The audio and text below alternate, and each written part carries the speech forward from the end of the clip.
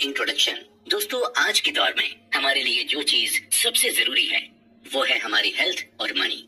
Modern science आज इतनी तरक्की कर रही है कि अब लगभग हर बीमारी का इलाज साइंस के पास आ गया है और अब तो लोगों की लाइफ एक्सपेक्टेंसी भी बढ़ती जा रही है। जहां लोगों की एवरेज लाइफ एक्सपेक्टेंसी 60 से 65 साल थी, वही अब बढ़कर 70 से 75 साल हो गई है। वहीं अगर हम पैसे यानी मनी की बात करें तो आज भी वही इन्वेस्टिंग, पर्सनल फाइनेंस और बिजनेस प्लानिंग की ही बात होती है और इन चीजों को समझकर शायद ही कोई अच्छा इन्वेस्टर बना। ओवर द इयर्स हमने ये सीखा कि डॉक्टर कैसे बनते हैं, इंजीनियर कैसे बनते हैं, लॉयर कैसे बनते हैं। इन सब के बारे में हमने प्रॉपर पढ़ाई की और फिर इन स्किल्स को लर्न किया। लेकिन शायद ही कोई हो जिसने पर्सनल फाइनेंस को पढ़कर डेब्ट मैनेजमेंट की स्किल्स सीखी हो या जिसने बहुत पैसे सेव कर लिए हों। इसकी मेन वजह यही है कि हमने फाइनेंस को भी बाकी सब्जेक्ट्स की तरह ही समझा है।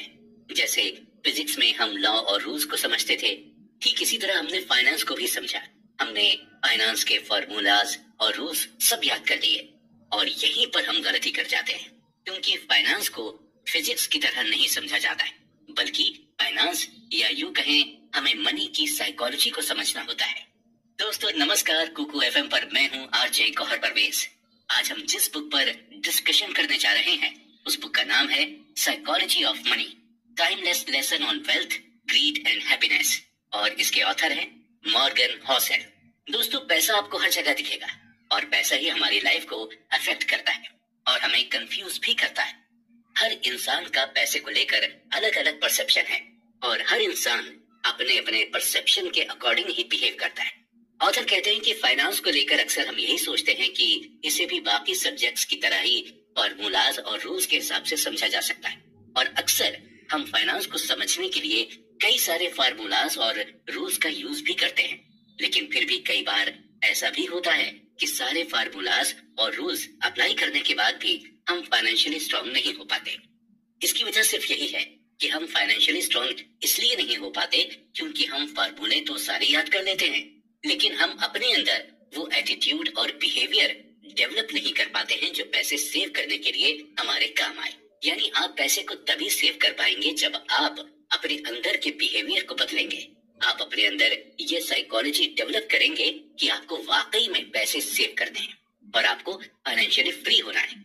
दोस्तों, आज की इस बुक समरी को जब आप सुनेंगे तो आपको ये मालूम होगा कि साइकोलॉजी ऑफ मनी एक्चुअल में होती क्या है, किस तरह अपने बिहेवियर की वजह से ही हम रिच और पुअर बनते हैं।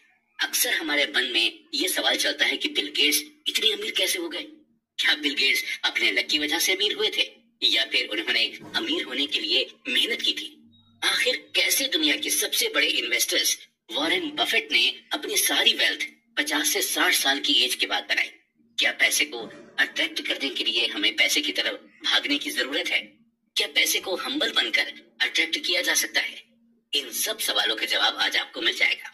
इसके अलावा आपको साइकोलॉजी ऑफ मनी को समझाने के लिए कई सारी केस स्टडीज भी दी गई और उन केस स्टडी से आपको ये मालूम होगा कि पैसा बचाने के लिए किसी भी तरह की टेक्निकल स्किल्स की जरूरत नहीं पड़ती, बल्कि पैसा सेव करना एक सॉफ्ट स्किल्स और आप आज उन सॉफ्ट स्किल्स के बारे में जान लेंगे। आज इस डिस्कशन में पैसों को लेकर आपका जो भी परसेप्शन है वो चेंज हो जाएगा। अगर आप अमीर दिखना नहीं बल्कि बनना चाहते हैं तो चलिए इस इंटरेस्टिंग डिस्कशन को आगे के एपिसोड्स में कंटिन्यू करते हैं। No once crazy. दोस्तों, हर इंसान का नेचर और बिहेवियर अलग अलग होता है और हर इंसान का सोचने का नजरिया भी एक दूसरे से काफी अलग अलग होता है। जो मेरी नजर में अच्छा है हो सकता है वही चीज आपकी नजर में खराब हो और जो चीज आपको अच्छी लगती है हो सकता है वो चीज मुझे कभी पसंद ही ना आए। यानी हम सबका परसेप्शन एक दूसरे से डिफरेंट होता है और अक्सर हम उस परसेप्शन के बेस्ड पर ही दुनिया को और लोगों को जज करते हैं। इसके अलावा लोगों के साथ अलग अलग एक्सपीरियंस भी होते हैं और उस बेसिस पर भी हम किसी पर्टिकुलर चीज के लिए अपना परसेप्शन बना लेते हैं। जिस तरह से अलग अलग चीजों को लेकर लोगों के परसेप्शंस होते हैं, ठीक पैसों को लेकर भी लोगों का अलग अलग परसेप्शन होता है। एक पुअर इंसान को महीने के 10,000 रुपए भी मिल जाएं तो उसके लिए वही बहुत बड़ी चीज होगी। वहीं कुछ लोग ऐसे भी हैं जो सिर्फ 10,000 की शॉपिंग कर लेते हैं। सच तो यही है कि हम बुकिश नॉलेज यानी किताबी ज्ञान से बहुत कम सीख पाते हैं, जितना हम अपने एक्सपीरियंस से सीखते हैं। एक इंसान जिसका स्टॉक मार्केट में काफी लॉस हुआ, वही इस लॉस को एक्सपीरियंस कर सकता है और उस एक्सपीरियंस से ही वो सीख सकता है। इसी के रिगार्डिंग इकोनॉमिस्ट माइकल बेटनिक का कहना है कि लाइफ के लेसन को समझने से पहले उन्हें एक्सपीरियंस किया जाता है। 2006 में national bureau of economic research के इकोनॉमिस्ट अल्ट्रिक मैनडमीर और स्टीफन नेगल ने कंज्यूमर फाइनेंसेस पर एक सर्वे किया था और इस सर्वे को करने का मकसद ये पता लगाना था कि ज्यादातर अमेरिकन्स अपने पैसों का इस्तेमाल किस तरह से करते हैं। थ्योरेटिकली लोगों को यही लग रहा था कि इस सर्वे में यही कंक्लूजन सामने आएगा कि ज्यादातर अमेरिकन्स अपने इन्वेस्टमेंट को अपने फाइनेंशियल गोल के हिसाब से प्लान करते हैं और जो भी इन्वेस्टमेंट ऑप्शन उनके सामने अवेलेबल है उसी हिसाब से वो इन्वेस्टमेंट करते हैं। लेकिन इस सर्वे में सरप्राइजिंग बात सामने आई और वो सरप्राइजिंग बात ये थी कि ज्यादातर अमेरिकन्स अपने फाइनेंशियल गोल के हिसाब से इन्वेस्टमेंट नहीं करते हैं, बल्कि ज्यादातर अमेरिकन अपने इन्वेस्टमेंट को अपनी लाइफ में हुए एक्सपीरियंस के हिसाब से करते हैं। यानी पैसों को लेकर बचपन से लेकर जवानी तक उनका जो भी एक्सपीरियंस था वो उसी बेसिस पर इन्वेस्ट करते हैं। अगर आपका बचपन महंगाई में गुजरा है तो आप अपने पैसे को बॉन्ड में इन्वेस्ट नहीं करेंगे, और अगर अपने बचपन में आपने स्टॉक मार्केट को ग्रो करते देखा है तो यकीनन आप स्टॉक मार्केट में ही इन्वेस्ट करेंगे। और वहीं अगर आप स्टॉक मार्केट में लोगों को नुकसान उठाते हुए देखेंगे तो आप स्टॉक मार्केट में इन्वेस्ट करना बिल्कुल भी पसंद नहीं करेंगे। ऑथर कहते हैं कि हमारे अंदर रिस्क लेने की विलिंगनेस या पावर है, वो पावर हम अपने पर्सनल एक्सपीरियंस से ही लेते हैं, और ये पावर, ये विलिंगनेस हमें एजुकेशन या हमारी इंटेलिजेंस की वजह से नहीं मिली, बल्कि सिर्फ और सिर्फ हमारे एक्सपीरियंस की वजह से ही मिली। एग्जाम्पल के तौर पर मान लीजिए कि जब आप छोटे थे और आपके फादर ने अपने रिलेटिव्स और फ्रेंड्स को उधार पैसे दिए हों और वो पैसे उन्हें आज तक ना मिले हों, तो आपके मन में भी यही आएगा कि रिलेटिव्स और फ्रेंड्स को कभी उधार नहीं देना चाहिए। इसी तरह अगर आपके फादर पर ज्यादा लोन हो और वो लोन को रिपे नहीं कर पाने की वजह से उन पर फाइनेंशियल क्राइसिस आ जाए, तो आपके मन में भी यही आएगा कि हमें लोन नहीं लेना चाहिए। यानी हम अपना फाइनेंशियल डिसीजन अपने एक्सपीरियंस के बेस पर ही बनाते हैं। ऑथर कहते हैं कि हम पैसों को लेकर जो भी डिसीजन लेते हैं उस डिसीजन को हम करंट मोमेंट में मिली इंफॉर्मेशन से जस्टिफाई करते हैं, और उस डिसीजन को हम अपने यूनिक मेंटल मॉडल के हिसाब से ढाल लेते हैं। यानी एक इंसान जो भी अपना फाइनेंशियल डिसीजन लेता है, प्रेजेंट टाइम में उसके लिए वही डिसीजन सेंसिबल होता है। उसे यही लगता है कि जो फाइनेंशियल डिसीजन अभी वो ले रहा है वही उसके लिए बेहतर है, और अपने इस डिसीजन को वो क्यों ले रहे हैं और किस लिए ले रहे हैं, और इसके जवाब में वो आपको अपने फाइनेंशियल एक्सपीरियंस के बारे में बताएंगे। ऐसे लोग नॉर्मली मिस इन्फॉर्म होते हैं, या फिर उनके पास इनकम्प्लीट इंफॉर्मेशन होती है, या फिर उन्हें बहका दिया जाता है। एग्जाम्पल के तौर पर हम लॉटरी टिकट की बात करते हैं। ये लॉटरी टिकट मोस्टली गरीब लोग ही खरीदते हैं, और खरीदते वक्त उन्हें ये डिसीजन बड़ा ही अच्छा लगता है क्योंकि उन्होंने लॉटरी के थ्रू लोगों को अमीर बनते हुए देखा है। उनका मेंटल मॉडल इसी तरह से वर्क करता है कि अमीर मेहनत से नहीं बल्कि लॉटरी या सिर्फ गलत तरीके से पैसे कमा कर ही बना जा सकता है, और नतीजा यही होता है कि ऐसे लोग लॉटरी टिकट खरीदते हैं या फिर शॉर्टकट का यूज करते हैं। पैसों के साथ हमारा जो बिहेवियर होता है वो बड़ा ही क्रेजी और बचकानी चीजों से भरा होता है। जो आपके लिए पागलपन हो सकता है वो चीज मेरे लिए सेंसिबल हो। असल में हम में से कोई भी पैसे के मामले में बेवकूफ नहीं है, हम सभी चालाक हैं, लेकिन बस फर्क इतना ही है कि हम पैसों का इस्तेमाल अपनी लाइफ में हुए एक्सपीरियंस के हिसाब से ही करते हैं। इसलिए पैसों के मामले में किसी को बेवकूफ या पागल मत समझिए, बस यही समझिए कि ये जो भी चीज कर रहा है वो अपनी लाइफ के एक्सपीरियंस की वजह से ही कर रहा है।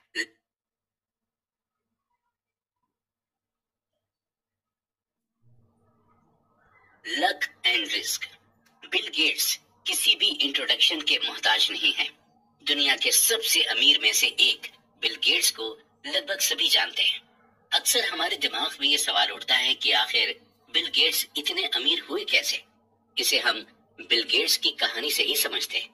बिल गेट्स 28 अक्टूबर 1955 में सीटल, वॉशिंगटन में बोर्न हुए थे और बचपन से ही इनका इंटरेस्ट टेक्नोलॉजी की तरफ था। और जब ये 13 साल के हुए तो इनका एडमिशन लेक साइड स्कूल में करा दिया गया था। लेक साइड स्कूल पूरे सीटल में इकलौता स्कूल था जहां पर कंप्यूटर था। यहाँ तक कि सीटल की बड़ी बड़ी यूनिवर्सिटीज और कॉलेजेस में भी कंप्यूटर नहीं था। लेक साइड स्कूल में ही बिल गेट्स की दोस्ती पॉल एलन के साथ हो गई थी, जो बाद में बिल गेट्स के साथ माइक्रोसॉफ्ट के को फाउंडर बने। शुरुआती दौर में कंप्यूटर बच्चों के कोर्स का हिस्सा नहीं हुआ करता था, बल्कि इसे एज अ को करिकुलम एक्टिविटी के तौर पर लिया जाता।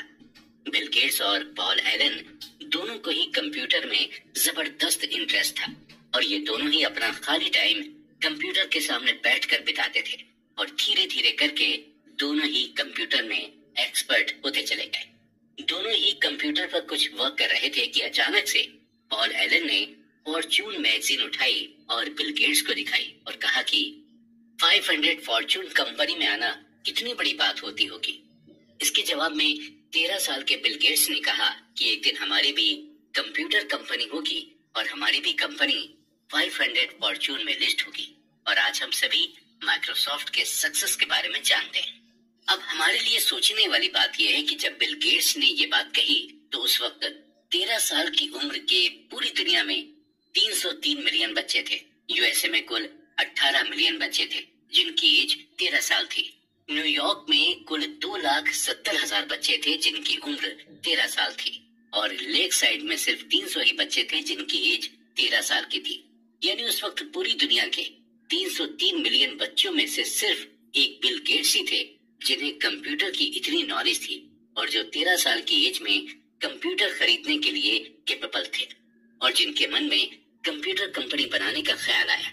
बिल गेट्स का ये मानना था कि अगर उनकी लाइफ में लेक साइड नहीं होता तो शायद माइक्रोसॉफ्ट भी नहीं होता। यानी हम ये क्लियरली कह सकते हैं कि आज अगर बिल गेट्स इस मुकाम पर हैं तो कहीं ना कहीं अपने स्ट्रॉन्ग लक की बदौलत ही हैं। हालांकि इस बात से भी हम डिनाई नहीं कर सकते कि वो हार्ड वर्किंग नहीं है, वो बिल्कुल हार्ड वर्किंग है, लेकिन उन्हें इस मुकाम पर लाने वाला सिर्फ उनका लक था। अब हम बात करते हैं बिल गेट्स के एक और फ्रेंड केंट इवांस की। बिल गेट्स और इवांस की फ्रेंडशिप तब हुई जब बिल गेट्स 8th ग्रेड में थे। बिल गेट्स, पॉल एलन और केंट इवांस तीनों ही बचपन से ये सपना देखते थे कि एक दिन तीनों मिलकर कंपनी बनाएंगे। यहाँ तक कि तीनों ये भी डिस्कस करते थे कि कौन सीईओ बनेगा और कौन मैनेजर। लेकिन दोस्तों किस्मत का कुछ अलग ही प्लान था। माउंटेनियरिंग करने के दौरान केंट इवांस की डेथ हो गई। हैरत की बात यह थी कि पूरे यूएसए में माउंटेनियरिंग करने के दौरान सिर्फ 36 लोग की ही डेथ होती थी और माउंटेनियरिंग में 1 मिलियन में से सिर्फ 1 लोग की ही डेथ होने के चांसेस रहते हैं। जहां बिल गेट्स के पास लक था वहीं केंट इवांस की किस्मत में रिस्क आया। केंट इवांस ने उस रिस्क को फेस किया जो लाखों लोगों में से किसी एक को मिलता है। बिल गेट्स और केंट इवांस दोनों ही की एनर्जी सेम थी, दोनों का मैग्नीट्यूड सेम था और दोनों के ख्वाब भी सेम थे, लेकिन दोनों के डायरेक्शन अलग हो गए थे। ये सच है कि लक और रिस्क आपस में सिबलिंग हैं, यानी दोनों ही भाई बहन जैसे हैं और दोनों ही एक जैसे ही होते हैं।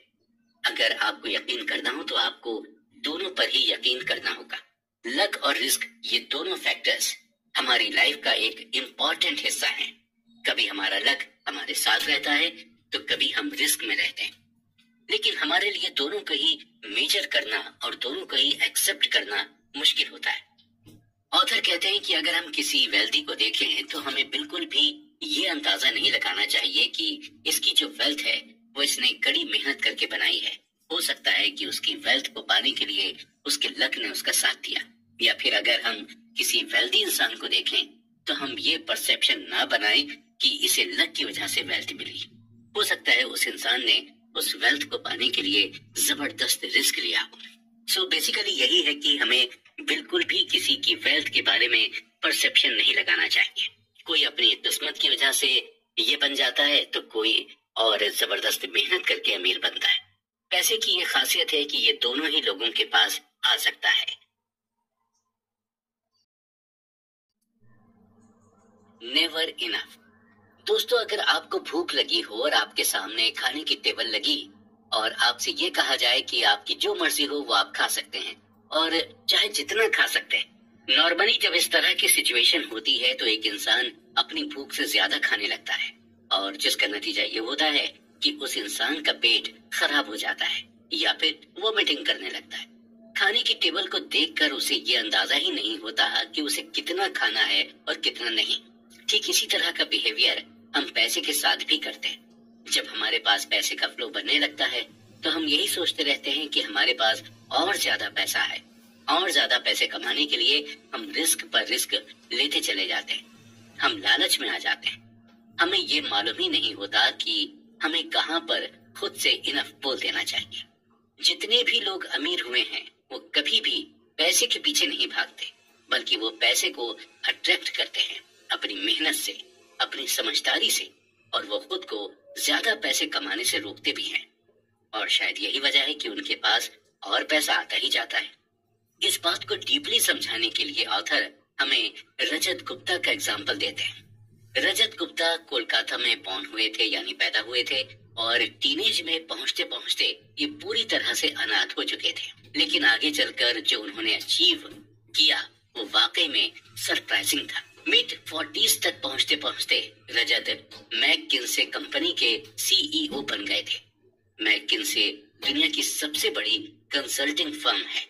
मैककिन्से से 2007 में रिटायर्ड होने के बाद रजत को यूनाइटेड नेशन और इकोनॉमिक फोरम में भी काफी अहम रोल मिला और रजत ने बिल गेट्स के साथ भी मिलकर कई सारे प्रोजेक्ट्स पर काम भी किया था। यानी ओवरऑल रजत एक प्रेस्टिजियस लाइफ को जी रहे थे और सभी के लिए ये सीखने वाली बात थी कि एक इंसान जो स्लम में पैदा हुआ, उसका उठना बैठना दुनिया के बड़े बड़े लोगों के साथ था। 2008 तक रजत गुप्ता की वेल्थ $100 मिलियन हो गई थी। यह अमाउंट इतना था कि इस अमाउंट से रजत जो चाहते वो कर सकते थे। लेकिन रजत की ख्वाहिश कुछ और ही थी। वो मिलेनियर तो थे, लेकिन अब वो बिलियनियर बनना चाहते थे। रजत लगभग 5 कंपनीज के बोर्ड ऑफ डायरेक्टर्स में शामिल थे। इसके अलावा बिलियनियर बनने की ख्वाहिश को भी पूरा करने के लिए रजत गुप्ता साइड हसल भी करने लगे, यानी एक्स्ट्रा इनकम जनरेट करने के तरीके का इस्तेमाल करने लगे। रजत शेयर ट्रेडिंग भी जमकर करने लगे थे। उन्हें किसी ने टिप दी कि वॉरेन बुफेट बैंक के सर्वाइवल के लिए $5 बिलियन का फंड देने वाले हैं। रजत गोल्डमैन सैच्स के बोर्ड ऑफ डायरेक्टर्स में शामिल थे। गोल्डमैन इन्वेस्टमेंट बैंकिंग की फील्ड में काफी बड़ा नाम थी। रजत को जब ये पता चला कि वॉरेन बफेट गोल्डमैन बैंक में इन्वेस्ट भी करने वाले हैं, तो उन्होंने फंड मैनेजर राज राजारत्नम को फोन करके बताया और फिर राज राजारत्नम ने अपने लिए और रजत गुप्ता के बिहाव पर गोल्डमैन के टोटल 1,75,000 शेयर खरीद लिए और फाइनली गोल्डमैन के शेयर के प्राइस बढ़ गए। रजत ने इस टोटल $17 मिलियन का प्रॉफिट कमाया और राजारत्नम ने $1 मिलियन का प्रॉफिट कमाया। जब ये बात सिक्योरिटी एक्सचेंज कमीशन को पता चली तो इनसाइडर ट्रेडिंग के एलिगेशंस में रजत गुप्ता और राजारत्नम दोनों को ही जेल हो गई। जो रेपुटेशन रजत ने इतने सालों से कमाई थी वो सब कुछ थोड़े ही दिनों में मिट्टी में मिल गई। अगर ऑथर की माने तो आपको अपने पास ऐसे कई सारे एग्जाम्पल मिलेंगे जिनके पास पैसे की कोई भी कमी नहीं रहती है, लेकिन फिर भी वो ज्यादा से ज्यादा कमाने के चक्कर में खुद को ही बर्बाद कर देते हैं। और इसकी सिर्फ यही वजह है कि उन्हें साइकोलॉजी ऑफ मनी नहीं पता होती। जब आपके पास बहुत ज्यादा पैसे आ जाएं, तो एक ऐसा टाइम आता है जहां पर आपको इनफ बोलना पड़ता है। अगर आप खुद को रोकेंगे नहीं तो आप पैसों के जाल में फंसते चले जाएंगे और नतीजा ये होगा कि आप अपनी इज्जत भी गंवाएंगे और अपना पैसा भी। आपको 4 चीजें हमेशा ध्यान में रखनी होंगी। पहली है, the hardest financial skills is getting the goal post moving. यानी जब आपके पास ज्यादा पैसा आ जाए तो आपको ज्यादा का लालच नहीं करना चाहिए। आपको धीरे धीरे आगे के गोल पर काम करना चाहिए। एम्बिशन पर ज्यादा सेटिस्फेक्शन पर फोकस करना चाहिए। जितनी तेजी से आप पैसे की तरफ भागेंगे उतनी ही तेजी से पैसा आपसे दूर भागेगा। इसलिए जरूरी यह है कि आप धीरे धीरे पैसे की तरफ जाएं और पैसे से सेटिस्फाइड होना सीखें। दूसरी है social comparison is the problem here. अपनी वेल्थ का, अपनी इनकम का कंपैरिजन किसी और से बिल्कुल भी ना करें, क्योंकि सोशल कंपैरिजन एक ऐसी लड़ाई है जो कोई भी जीत नहीं सकता और ये लड़ाई कभी खत्म नहीं होती, लेकिन इसे खोलते खेलने वाला हारता जरूर है। आप अपने पैसे का कंपैरिजन करके खुद को ही मेंटली परेशान करते हैं। तीसरी है enough is not too little. Enough के थ्रू आपको ये रियलाइज करना होता है कि अगर आपने अपने आप को ज्यादा से ज्यादा पैसे कमाने के लिए पुश किया तो एक ऐसा पॉइंट आएगा जहां पर आपको रिग्रेट होगा। जैसे हमने शुरू में कहा था कि आप उतना ही खाना खाइए जितना कि आप डाइजेस्ट कर सके। इसलिए आपको पता होना चाहिए कि आपको कहां पर खुद को रोकना है। और चौथी है there are many things never worth risking no matter the potential gain. Rajat Gupta जब जेल से छूटे तो उन्होंने यही स्टेटमेंट दिया था कि हमें किसी चीज से अटैचमेंट नहीं रखनी चाहिए, वो चाहे रेपुटेशन की अटैचमेंट हो या पैसों की अटैचमेंट हो। कुछ ऐसी चीजें हैं जो इनवैल्यूएबल हैं, जैसे हमारी फैमिली, सोसाइटी में हमारी रिस्पेक्ट, फ्रीडम और इंडिपेंडेंस। ये सभी चीजें हमें बड़ी ही मुश्किल से मिलती हैं और हमें तभी रिस्क लेना चाहिए जब हमें ये लगे कि हमारे रिस्क लेने से इन इनवैल्यूएबल चीजों पर कोई असर नहीं पड़ेगा। आप जरा खुद सोचिए कि ऐसा रिस्क लेने से क्या फायदा जहां पर आपकी इज्जत दांव पर लगे, या फिर आपकी फैमिली को प्रॉब्लम हो जाए, या आपकी फ्रीडम खत्म हो जाए। इसलिए जब भी कोई रिस्क ले तो इन सब चीजों के बारे में जरूर सोचें। सेटिस्फाई होना सीखें और पैसे को अट्रैक्ट करना सीखें। और पैसे को आप अट्रैक्ट तभी कर पाएंगे जब आप उसके पीछे भागना छोड़ देंगे। कॉन्फाउंडिंग कंपाउंडिंग। दोस्तों, एग्जाम से पहले एक रात पढ़ाई करके आप अच्छे नंबरों से पास हो सकते हैं, लेकिन टॉपर बनने के लिए आपको लगातार रोजाना पढ़ाई करनी होती है। आप सिर्फ एक दिन पढ़कर टॉप नहीं कर सकते। अगर आपको कोई कंपटीशन एग्जाम बीट करना हो तो उसके लिए एक ही दिन की पढ़ाई काफी नहीं होती, बल्कि आपको हर दिन थोड़ा थोड़ा पढ़ना होता है, तभी जाकर आप कंपटीशन बीट कर पाते। ठीक इसी तरह का कॉन्सेप्ट पैसे के साथ भी। पैसा उसी को अपनी तरफ खींचता है जो उसके पीछे लगातार कंसिस्टेंसी के साथ मेहनत करता जाता है। अगर आपको सही मायने में वेल्दी होना है तो आपको रोजाना पैसे कमाने के लिए मेहनत करनी होगी। अक्सर लोग जल्दी से अमीर बनने की सोचते हैं और जल्दी पैसे कमाने के चक्कर में वो लोग गलत तरीकों का इस्तेमाल करने लगते हैं और नतीजा ये होता है कि जितनी तेजी से वो पैसा कमाते हैं उतनी ही तेजी से उनका पैसा चला भी जाता है। उन्हें पैसे की साइकोलॉजी पता नहीं होती। उन्हें ये नहीं मालूम होता कि पैसा उनसे अट्रैक्ट होता है जो उसे पाने के लिए हर दिन मेहनत करते जाते हैं। हम छोटी छोटी चीजों को करके ही बड़ी चीजों को पा सकते हैं और छोटी चीजें करके बड़ी चीज पाने को ही कंपाउंडिंग कहते हैं। इस बात को ऑथर हमें एग्जाम्पल देकर समझाते हैं कि अगर आपका अपना वजन कम करना चाहते हैं तो आपका वजन एक ही दिन में कम नहीं हो जाएगा। आपको अपने वजन को कम करने के लिए डेली जिम जाना होगा और डेली एक्सरसाइज करनी होगी। जब आप डेली ये सभी प्रोसेस करेंगे तभी आपका वजन कम हो पाएगा। इस बात को सही तरह से समझने के लिए हम वॉरेन बफेट का एग्जाम्पल लेते हैं। वॉरेन बफेट के ऊपर लगभग 2000 किताबें लिखी जा चुकी हैं। ज्यादातर लोग यही कहते हैं कि वॉरेन बफेट दुनिया के सबसे अच्छे इन्वेस्टर्स में से एक है। नो डाउट, इस बात पर किसी को कोई शक नहीं है, लेकिन कुछ ही राइटर्स ऐसे हैं जो ये मेंशन करते हैं कि वॉरेन बफेट ने इन्वेस्टिंग की शुरुआत कब से की थी। बहुत कम ही लोग जानते हैं कि वॉरेन बफेट जब लगभग 10 साल के थे तभी से उन्होंने इन्वेस्टिंग की शुरुआत कर दी थी। अभी फिलहाल वॉरेन बफेट की नेटवर्थ $85 बिलियन के आसपास है और इस $85 बिलियन में से $84.5 बिलियन उन्होंने तब कमाए थे जब उनकी उम्र 50 साल के पार हो गई थी और $81.5 बिलियन उन्होंने तब कमाए जब वो अपने मिड 60s में थे। यानी 40 साल तक उनकी कमाई कोई खास नहीं थी, लेकिन वो लगातार इन्वेस्टमेंट करते चले गए। 40 साल की मेहनत का नतीजा उन्हें तब मिला जब उनकी एज 50 से ज्यादा हो गई थी। यानी वॉरेन बफेट की कमाई कंपाउंडिंग प्रोसेस के थ्रू हुई। अक्सर हमारे साथ यही होता है कि हम शुरू में बड़े ही जोश खरोश के साथ मेहनत करते हैं, लेकिन जब हमें इसका रिजल्ट तुरंत नहीं मिलता तो हम हिम्मत हारने लगते हैं। ठीक इसी तरह जब हम अपने पैसे को शेयर मार्केट में इन्वेस्ट करते हैं और कुछ दिनों के बाद जब हमें इन्वेस्ट किए हुए पैसे में प्रॉफिट नहीं दिखाई देता तो हम इम्पेशेंट होकर उस शेयर को कम दाम में बेच देते हैं।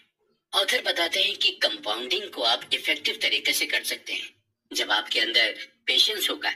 इसी तरह जब हम बिजनेस की शुरुआत करते हैं और उस बिजनेस की शुरुआत में हमें प्रॉफिट नहीं होता तो हम बेचैन यानी रेस्टलेस होने लगते हैं और नतीजतन उस बिजनेस को हम बंद कर देते हैं। वॉरेन बफेट रिचेस्ट इन्वेस्टर जरूर हैं, लेकिन उन्हें ग्रेटेस्ट इन्वेस्टर नहीं माना जाता। जिम साइमंस ने 1988 से 66% एनुअली अपनी इनकम को कंपाउंड किया है, जबकि वॉरेन बफेट ने 22% एनुअली अपने पैसे को कंपाउंड किया है। सरप्राइजिंगली साइमन की नेटवर्थ $21 बिलियन है और जबकि वॉरेन बफेट की $85 बिलियन है, यानी बफेट 75% ज्यादा वेल्दी हैं साइमन से। जब साइमन इतने अच्छे इन्वेस्टर हैं तो इनकी नेटवर्थ वॉरेन बफेट से इतनी कम क्यों है? इसका सिंपल सा आंसर ये है कि साइमन ने इन्वेस्टिंग की शुरुआत 50 की उम्र से की थी, यानी बफेट के 40 साल बाद। अगर उन्होंने भी बफेट की तरह 10 साल की उम्र से इन्वेस्टिंग की शुरुआत की होती तो आप सोच ही नहीं सकते हैं कि इस वक्त उनकी करंट नेटवर्थ क्या हो सकती। बफेट और साइमन की नेटवर्थ का डिफरेंस आगे भी शायद ऐसा ही रहे। अगर मैं आपसे ये कहूं कि आप 9 + 9 + 9 + 9 यानी 9 को 8 टाइम ऐड करें तो आप इसे फौरन ऐड करके इसका आंसर 72 बता देंगे। और वहीं अगर मैं आपसे कहूं कि अब आप ऐड ना करके मल्टीप्लाई करें, यानी 9 × 9 × 9 × 9 यानी 9 को आपस में 8 टाइम मल्टीप्लाई करने को कहा जाए तो आप इसे फौरन नहीं कर पाएंगे और मल्टीप्लाई करने पर इसका आंसर 134217728 आएगा। आप यहाँ क्लियरली देख सकते हैं कि ऐड करने में आपको क्या आंसर मिला था और मल्टीप्लाई करने में आपको क्या आंसर मिला। अगर हम सिंपल वर्ड्स में कहें तो कंपाउंड का मतलब मल्टीप्लाई करना ही होता है। इसका मतलब यही हुआ कि आपको अपने पैसों को जोड़ना नहीं है बल्कि उसे मल्टीप्लाई करते जाना है, यानी आपको पैसे से ही पैसा बनाना है, और वो चाहे आप बिजनेस करके करें या फिर किसी इन्वेस्टमेंट के थ्रू करें। और हमेशा ये ध्यान रखें कि कंपाउंडिंग का नतीजा आपको फौरन नहीं मिलता बल्कि इसका नतीजा आपको धीरे धीरे मिलता है और इसका नतीजा ऐसा होता है जिसे देखकर आप खुद हैरान हो जाएंगे। इसलिए अगर आप इन्वेस्ट करना चाहते हैं तो जरूरी नहीं कि आप बहुत बड़े अमाउंट से इन्वेस्ट करें, आप छोटे अमाउंट से भी इन्वेस्ट की शुरुआत कर सकते हैं। एट लास्ट हम ये कहेंगे कि अगर आप अपनी तरफ पैसों को खींचना चाहते हैं तो आपको अपने अंदर पेशेंस डेवलप करना होगा और पैसे के लिए कंसिस्टेंट हार्ड वर्क करना होगा और पैसे को कंपाउंड करते रहना होगा, क्योंकि तभी आप पैसे को जीत पाएंगे, यानी तभी आप वेल्दी बन पाएंगे। गेटिंग वेल्दी और स्टेइंग वेल्दी। दोस्तों, आज के दौर में अगर देखा जाए तो पैसा कमाना सबसे आसान है। आप इस डिजिटल एरा में सोशल मीडिया के थ्रू पैसे कमा सकते हैं। आप अपना YouTube चैनल बनाकर पैसे कमा सकते हैं, इंस्टाग्राम या फेसबुक पर पोस्ट अपलोड करके पैसे कमा सकते हैं, या फिर अमेज़न या शॉपिंग ऐप पर प्रोडक्ट बेचकर पैसे कमा सकते हैं। यानी आज के इस टाइम में पैसे कमाने के ऑप्शंस बहुत सारे हैं। जितना आज के दौर में पैसा कमाना आसान है उतना ही इसे बचाना मुश्किल है। वेल्दी होना कोई बहुत बड़ी बात नहीं है, लेकिन वेल्दी बने रहना बहुत ही डिफिकल्ट है। चलिए इस बात को हम एक केस स्टडी के थ्रू डीपली समझते हैं। जेस लिवरमोर, जिनका जन्म 1877 में हुआ था, इन्हें अपने दौर का ग्रेटेस्ट इन्वेस्टर माना जाता था और ये उस टाइम प्रोफेशनल इन्वेस्टर बन गए थे जब इन्वेस्टिंग के बारे में कोई ज्यादा जानता तक नहीं था। सिर्फ 30 साल की उम्र में ही लिवरमोर ने $100 मिलियन की नेटवर्थ बना ली थी। 1929 के दौरान लिवरमोर स्टॉक मार्केट की दुनिया में जाना पहचाना नाम बन गए थे और उसी दौरान स्टॉक मार्केट भी बुरी तरह से क्रैश हो गई थी, जिसकी वजह से इकोनॉमी डिप्रेशन में चली गई थी। अक्टूबर 1929 तक स्टॉक मार्केट की हालत और खराब हो गई। ज्यादातर इन्वेस्टर्स और स्पेकुलेटर्स जबरदस्त फाइनेंशियल लॉस में आ गए थे और जिसकी वजह से कई इन्वेस्टर्स और स्पेकुलेटर्स सुसाइड करने लगे थे। लिवरमोर की वाइफ डोरा दी इन्वेस्टर्स के सुसाइड करने के इंसिडेंट से काफी परेशान थी और एक दिन लिवरमोर घर काफी देर में पहुंचे। घर देर में पहुंचने की वजह से लिवरमोर की वाइफ डोराथी काफी परेशान हो गई थी, लेकिन लिवरमोर को देखकर उन्हें सुकून मिला और उन्होंने लिवरमोर को अपने परेशान होने की वजह बताई। तो उन्होंने उन्हें बताया कि इस स्टॉक मार्केट के क्रैश में उन्हें बहुत फायदा पहुंचा है और लिवरमोर ने सिर्फ एक ही दिन में कई मिलियन डॉलर्स कमा लिए थे। लिवरमोर ने वाइफ डोराथी से ये भी कहा कि हम वेल्दी ही रहेंगे हमेशा, परेशान होने की कोई जरूरत नहीं है। तो जहां लिवरमोर की फैमिली खुश थी, वहीं एक और फैमिली जो उस दिन खुश नहीं थी, अब्राहम जर्मेंस्की की फैमिली। अब्राहम एक multi millionaires real estate developer थे, जिन्होंने 1920 की इकोनॉमी के बढ़ने के दौरान रियल एस्टेट के थ्रू जमकर पैसे कमाए थे और उसी दौरान स्टॉक मार्केट भी काफी बूम पर थी और इसी का फायदा उठाते हुए स्टॉक मार्केट से भी काफी सारे पैसे कमाए थे। 1929 के मार्केट क्रैश के दौरान जब ज्यादातर इन्वेस्टर्स और स्पेकुलेटर्स सुसाइड कर रहे थे, तो उसी दौरान जर्मेंस्की की वाइफ को भी टेंशन होने लगी और जब एक रात उनके वो घर नहीं पहुंचे तो उनकी वाइफ ने पुलिस में मिसिंग की रिपोर्ट दर्ज करा दी और अगले दिन इन्वेस्टिगेशन में पता चला कि जर्मेंस्की ने भी बाकी इन्वेस्टर्स की ही तरह सुसाइड कर दी है। इत्तेफाक देखिए कि 1929 के स्टॉक मार्केट क्रैश ने एक को दुनिया का सबसे अमीर इंसान बना दिया था और दूसरे को इतना नुकसान पहुंचाया कि उसे सुसाइड करने पर मजबूर होना पड़ा। 1929 के स्टॉक मार्केट क्रैश की वजह से लिवरमोर दुनिया के सबसे अमीर आदमियों में से एक बन गए थे। वहीं इसी क्रैश ने रिचेस्ट रियल एस्टेट डेवलपर जर्मेंस्की की जान ले ली थी। 1929 के स्टॉक मार्केट क्रैश से कमाए पैसे ने लिवरमोर के अंदर कॉन्फिडेंस भर दिया था, जिसकी वजह से वो स्टॉक मार्केट में ज्यादा से ज्यादा बेट लगाने लगा था। ठीक 4 साल बाद यानी 1933 में लिवरमोर ने भी सुसाइड कर ली थी, क्योंकि लिवरमोर ने स्टॉक मार्केट में इतना पैसा लगा लिया था कि उसे बहुत ही ज्यादा नुकसान हो गया था। लिवरमोर और जर्मेंस्की दोनों की डेथ पीरियड अलग अलग था, लेकिन दोनों में एक चीज कॉमन थी। दोनों थे वेल्दी, लेकिन वेल्दी बनकर रह नहीं पाए, यानी दोनों ने ही पैसे कमाए लेकिन पैसे को बचा नहीं पाए। ऑथर कहते हैं कि पैसे कमाने के लिए आपको रिस्क लेना होता है, आपको होपफुल और ऑप्टिमिस्टिक होना पड़ता है और पैसे कमाने के लिए आपको अपने कंफर्ट जोन से बाहर निकलना होता है, लेकिन कमाए हुए पैसे को बचाने के लिए आपको रिस्क से बचना होता है, अपने अंदर ह्यूमिलिटी रखनी होती है। इसके अलावा आपके अंदर डर भी होना चाहिए। आपके अंदर ये डर होना चाहिए कि आपने इतनी मेहनत करके जो पैसे कमाए हैं वो कभी भी खत्म हो सकते हैं, आपको कभी भी नुकसान हो सकता है। ज्यादातर वेल्दी लोग इसी माइंडसेट के साथ चलते हैं और शायद इसलिए जितने भी वेल्दी लोग हैं वो बिल्कुल सिंपल लाइफ जीते हैं और अपने पैसे को बिल्कुल सोच समझ कर खर्च करते हैं।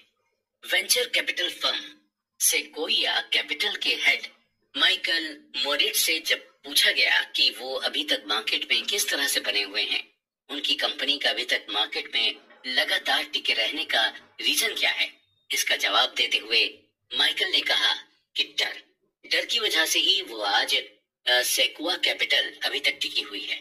मोरिट्ज का ये मानना है कि उन्हें ये डर रहता है कि अगर आज उन्होंने पैसे कमाए तो जरूरी नहीं है कि कल भी उसी तरह वो पैसे कमा पाएंगे। अगर आज उनके साथ चीजें अच्छी हो रही हैं तो जरूरी नहीं है कि कल भी सब चीजें उनके साथ अच्छी ही हो। यानी हम ये भी कह सकते हैं कि हमारे अंदर अगर सर्वाइवल का डर नहीं होगा तो शायद हम ज्यादा दिनों तक वेल्दी नहीं रह पाएंगे। ऑथर के हिसाब से वेल्दी बने रहने के लिए हमें अपने अंदर सर्वाइवल माइंडसेट रखना होगा और इसे आप 3 तरीके से देख सकते हैं। पहला यह है कि आपको ये सोचना होगा कि आप फाइनेंशियली अनब्रेकेबल हैं। अगर आप फाइनेंशियली अनब्रेकेबल हैं तो आपको हमेशा बड़ा रिटर्न मिलेगा और आपको बड़ा रिटर्न तभी मिल पाएगा जब आप लॉन्ग टर्म के लिए सरवाइव कर पाएंगे। दूसरा यह है कि आपको प्लानिंग बनाकर चलना होगा। जी हाँ, सर्वाइवल माइंडसेट रखने के लिए प्लानिंग करना बेहद जरूरी है। एक प्लान तभी यूजफुल होगा जब ये रियलिटी सरवाइव कर जाए। तीसरा यह है कि आपको ऑप्टिमिस्टिक पर्सनैलिटी रखनी होगी। जब आप ऑप्टिमिस्टिक पर्सनैलिटी रखते हैं तो आपके अंदर सर्वाइवल माइंडसेट आने लगता है। ऑप्टिमिस्टिक होने पर आपके अंदर बिलीफ भी आता है कि आप कैसी भी सिचुएशन में सरवाइव कर लेंगे। हमेशा ये ध्यान रखें कि पैसा कमाना मुश्किल नहीं है, बल्कि उस पैसे को बचाए रखना मुश्किल है। इसलिए जब आप पैसे कमा लें तो आपको यही कोशिश करनी चाहिए कि उस पैसे को कैसे बचाएं, और आप पैसे बचाकर ही पैसे को अपनी ओर तेजी से अट्रैक्ट कर सकते हैं। टीएस यूविन। दोस्तों, हम अपनी लाइफ में बहुत सारी चीजों को करते रहते हैं और बहुत सारे प्लान बनाते रहते हैं, लेकिन इनमें से कुछ प्लान सक्सेसफुल होते हैं और कुछ प्लान में हमें फेलियर मिलती है। कई बार ऐसा होता है कि जब हम किसी सक्सेसफुल इंसान को देखते हैं तो हम सिर्फ उसकी सक्सेस के बारे में ही सोचते हैं, लेकिन हम कभी ये नहीं सोचते हैं कि उस सक्सेस को पाने के लिए वो इंसान कितनी बार फेल हुआ होगा। हॉलीवुड के मशहूर एक्टर ब्रैड पिट को 30 साल लगातार काम करने के बाद स्टार गिल्ड बेस्ट एक्टर का अवार्ड मिला था। टाइटैनिक के हीरो लियोनार्डो डिकाप्रियो को बेस्ट एक्टर के लिए ऑस्कर नॉमिनेशन 5 बार मिला, लेकिन जीता उन्होंने एक ही बार। हमें नहीं पता कि हम जिस भी काम को कर रहे हैं उसमें हमें कितनी सक्सेस मिलेगी। कुछ ऐसे काम होते हैं जिसमें हम कामयाब होते हैं, तो कुछ काम ऐसे भी होते हैं जिनमें हम फेल हो जाते हैं। बिजनेस और इन्वेस्टिंग में चीजें इसी तरह से काम करती हैं। आप जितने भी इन्वेस्टर्स को देखेंगे उन्हें सक्सेस से ज्यादा फेलियर मिली होगी, और वो इस चीज को भी एक्सेप्ट करते हैं। वो ये मानकर चलते हैं कि उन्हें फेलियर ज्यादा मिलेगी, लेकिन उनकी नजर मैच्योरिटी आउटकम पर होती है, यानी उनके मन में कहीं ना कहीं ये चलता है कि सक्सेस होने पर उन्हें क्या मिलेगा। अगर ब्रैड पिट शुरू में अवार्ड न मिलने की वजह से एक्टिंग छोड़ देते तो क्या वो इतने पॉपुलर एक्टर होते, और क्या उन्हें 30 साल के बाद बेस्ट एक्टर का अवार्ड मिलता। ब्रैड पिट को ये समझ आ गया था कि आपके कुछ प्रोजेक्ट चलते हैं और कुछ नहीं, लेकिन आपको लगातार काम करते रहना चाहिए। आपको अपने एम की ओर लगातार बढ़ते रहना चाहिए। आपको टेल के बारे में सोचना चाहिए, यानी एंड रिजल्ट के बारे में सोचना चाहिए। ऑथर कहते हैं कि आप अपने आसपास जो भी प्रॉफिटेबल, फेमस और इन्फ्लुएंशियल चीजों को देखते हैं वो टेल इवेंट का ही नतीजा होता है, यानी उस चीज को अचीव करने के लिए लाखों एफर्ट्स किए जाएंगे। जब हम अपना फोकस टेल इवेंट पर करने लगते हैं तो हमारे सामने कोई भी ऑब्स्टेकल या कोई भी परेशानी आ जाए, हमें अपना मनचाहा रिजल्ट मिल ही जाता है। और टेल इवेंट पर फोकस करके हमें ये भी समझ में आने लगता है कि ये कितना रेयर और पावरफुल है। टेल एंड ड्रिवन आपको कई सारी कंपनीज भी मिलेंगी, और टेल एंड ड्रिवन का सबसे अच्छा एग्जांपल है कोई भी वेंचर कैपिटल फर्म। अक्सर वेंचर कैपिटल फर्म नए नए स्टार्टअप को फंडिंग करती है। एक वेंचर कैपिटल फर्म नॉर्मली 40 से 50 स्टार्टअप को फंडिंग देती है, और उस वेंचर कैपिटल को ये भी मालूम होता है कि इस 40 से 50 स्टार्टअप में आधे से ज्यादा स्टार्टअप फेल हो सकते हैं, लेकिन उन्हें ये भी मालूम होता है कि एटलीस्ट 10 स्टार्टअप तो चलेंगे ही, और उन 10 में से 2 या 3 स्टार्टअप ऐसे होंगे जो उनके लिए बोनांजा ऑफर की तरह होंगे, यानी उनका रिटर्न 100% से भी ज्यादा होगा। और वेंचर कैपिटल उन्हीं 2 या 3 स्टार्टअप से अपने पूरे इन्वेस्ट किए हुए पैसे को प्रॉफिट समेत वापस ले लेती है। इसी तरह जब कोई इन्वेस्टर अपना पोर्टफोलियो बनाता है तो उसे भी ये मालूम होता है कि पोर्टफोलियो में शामिल हर स्टॉक उसे अच्छा रिटर्न नहीं देगा, लेकिन पोर्टफोलियो में शामिल 1-2 स्टॉक ऐसे होंगे जो पूरे पोर्टफोलियो का प्रॉफिट कवर करके दे देंगे। ऑथर की माने तो टेल इवेंट ही सब कुछ है, और जिसने ये समझ लिया वो ही सक्सेसफुल हुआ। आप जितने भी वेल्दी लोगों की कहानी सुनेंगे आपको उनके बारे में यही पता चलेगा कि वो हमेशा टेल इवेंट के बारे में सोचते हैं। जब आपको ये रियलाइज हो जाता है कि बिजनेस में टेल्स ही सब कुछ है, तो आपके लिए फेल होना, बिजनेस का ना चलना, लॉस होना, ये सभी बातें नॉर्मल हो जाती हैं। आपको फेलियर बिल्कुल भी सरप्राइजिंग नहीं लगता, और आप इसे भी वेल्दी होने का एक पार्ट मान लेते हैं, और आप ये एक्सेप्ट कर लेते हैं कि फेलियर भी इसी प्रोसेस का एक हिस्सा है। हमारे साथ इश्यू यही होता है कि हम फेलियर को एक्सेप्ट नहीं करते, हम पैनिक करने लग जाते हैं। हमें ये लगने लगता है कि हमारे साथ कैसे हो सकता है, हमने तो बहुत मेहनत की थी, लेकिन हम ये भूल जाते हैं कि मेहनत का रिजल्ट तो हमें हमेशा एंड में ही मिलता है। अगर आप एक अच्छे स्टॉक पिकर हैं तो आपके साथ ये हो सकता है कि कई बार आप स्टॉक पिक करने में गलती कर जाएं, या अगर आप एक अच्छे बिजनेसमैन हैं तो ये आपके साथ बिल्कुल हो सकता है कि आप एक खराब और नॉन प्रॉफिटेबल प्रोडक्ट को बेचने लग जाएं। ग्रेट इन्वेस्टर्स पीटर लिंच का ये मानना है कि अगर आप किसी बिजनेस में अच्छे हैं तो यानी आप उस बिजनेस में 10 में से 6 बार करेक्ट होंगे और 4 बार इनकरेक्ट होंगे। यानी आपके 6 डिसीजन सही होंगे तो 4 डिसीजन गलत होंगे। हम अपने ऊपर सही चीजों को करने के लिए खुद पर मेंटल प्रेशर बनाने लगते हैं। हम ये सोचने लगते हैं कि हमसे कोई गलती कभी हो ही नहीं सकती। महान बल्लेबाज सचिन तेंदुलकर भी फेल हुए थे और 25 साल क्रिकेट खेलकर भी उनसे कई गलतियां हुई थी। और अगर ऐसा ना होता तो 664 इंटरनेशनल मैचेस में उनकी 100 सेंचुरी से और कई ज्यादा सेंचुरीज होती। इन्वेस्टर्स और एंटरप्रेन्योर से हमें यही सीखने को मिलता है कि कोई भी हर बार सही डिसीजन नहीं ले सकता। आपको क्या लगता है कि Bill Gates, Jeff Bezos, Elon Musk हर बार सही ही डिसीजन लेते हैं? नहीं, उनके कई बार कई डिसीजंस गलत भी होते हैं। बस फर्क सिर्फ इतना है कि हमें उनके गलत डिसीजन के बारे में पता नहीं चलता, क्योंकि हम उनकी सक्सेस को ही देखकर चकाचौंध हो जाते हैं। हम में और उनमें बस फर्क यही है कि वो फेलियर को प्रोसेस का एक हिस्सा मानते हैं, उसे खुद पर हावी नहीं होने देते, क्योंकि उन्हें ये मालूम होता है कि टेल इवेंट में फेलियर जरूर मिल सकती है और उनका फोकस सिर्फ टेल इवेंट पर ही होता है, क्योंकि टेल इवेंट के एंड में सक्सेस उनका वेट कर रही होती है। फ्रीडम फ्रीडम का यही मतलब होता है कि आप कोई भी चीज अपने मन के हिसाब से कर सके, वो भी बिना किसी की रोक टोक के। और जब आप वेल्दी होते हैं तो आपको फाइनेंशियल फ्रीडम मिलती है। आपको ये आजादी मिलती है कि आप अपने पैसों का कुछ भी कर सकते हैं। और जब आपको फाइनेंशियल फ्रीडम मिल जाती है तो आपको हैप्पीनेस भी मिलती है। देखा जाए तो लोग फाइनेंशियल फ्रीडम को इसलिए चुनते हैं ताकि वो अपनी लाइफ में खुश रह सकें। ऑथर कहते हैं कि हैप्पीनेस एक कॉम्प्लिकेटेड सब्जेक्ट और हर इंसान के लिए हैप्पीनेस की डेफिनेशन अलग अलग होती है।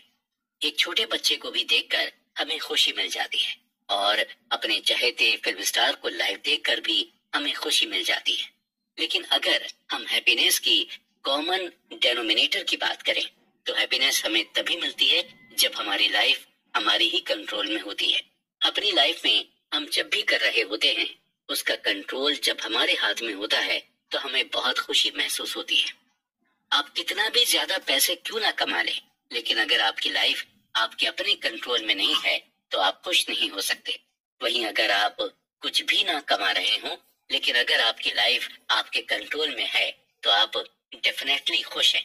ऑथर कहते हैं कि अक्सर लोग यही चाहते हैं कि उनकी लाइफ कंट्रोल में रहे और जब कोई उनसे किसी काम को करने के लिए कहता है तो उन्हें यही लगता है कि उन्हें डिसएम्पावर्ड किया जा रहा है या डोमिनेट किया जा रहा है। उन्हें ये लगता है कि सामने वाला अपनी चॉइस उन पर थोप रहा है, जबकि इंसान के पास खुद ये चॉइस रहती है कि वो दूसरे की चॉइस को हाँ कहे या फिर ना कहे या फिर सिंपली वही करे जैसा उनसे कहा जाए। जब हम चॉइसेस के इस खेल में फंस जाते हैं तो हमें ये रियलाइज होने लगता है कि फ्रीडम होना कितना जरूरी है, स्पेशली फाइनेंशियल फ्रीडम, क्योंकि ये आपको चॉइस देती है कि आप अपने टाइम और अपने पैसे से कुछ भी कर सकते हैं। सक्सेसफुल एंटरप्रेन्योर डेरेक साइवर्स से जब उनके एक फ्रेंड ने ये पूछा कि वो इतने रिच कैसे हुए तो इसके जवाब में वो अपनी कहानी सुनाते हुए कहते हैं कि अपना स्टार्टअप शुरू करने से पहले वो जॉब करते थे और उस जॉब में उन्हें $1800 की सैलरी मिलती थी और वो हर महीने अपनी सैलरी में से कुछ न कुछ सेव करते थे। 2 साल के अंदर उन्होंने $12,000 सेव कर लिए थे।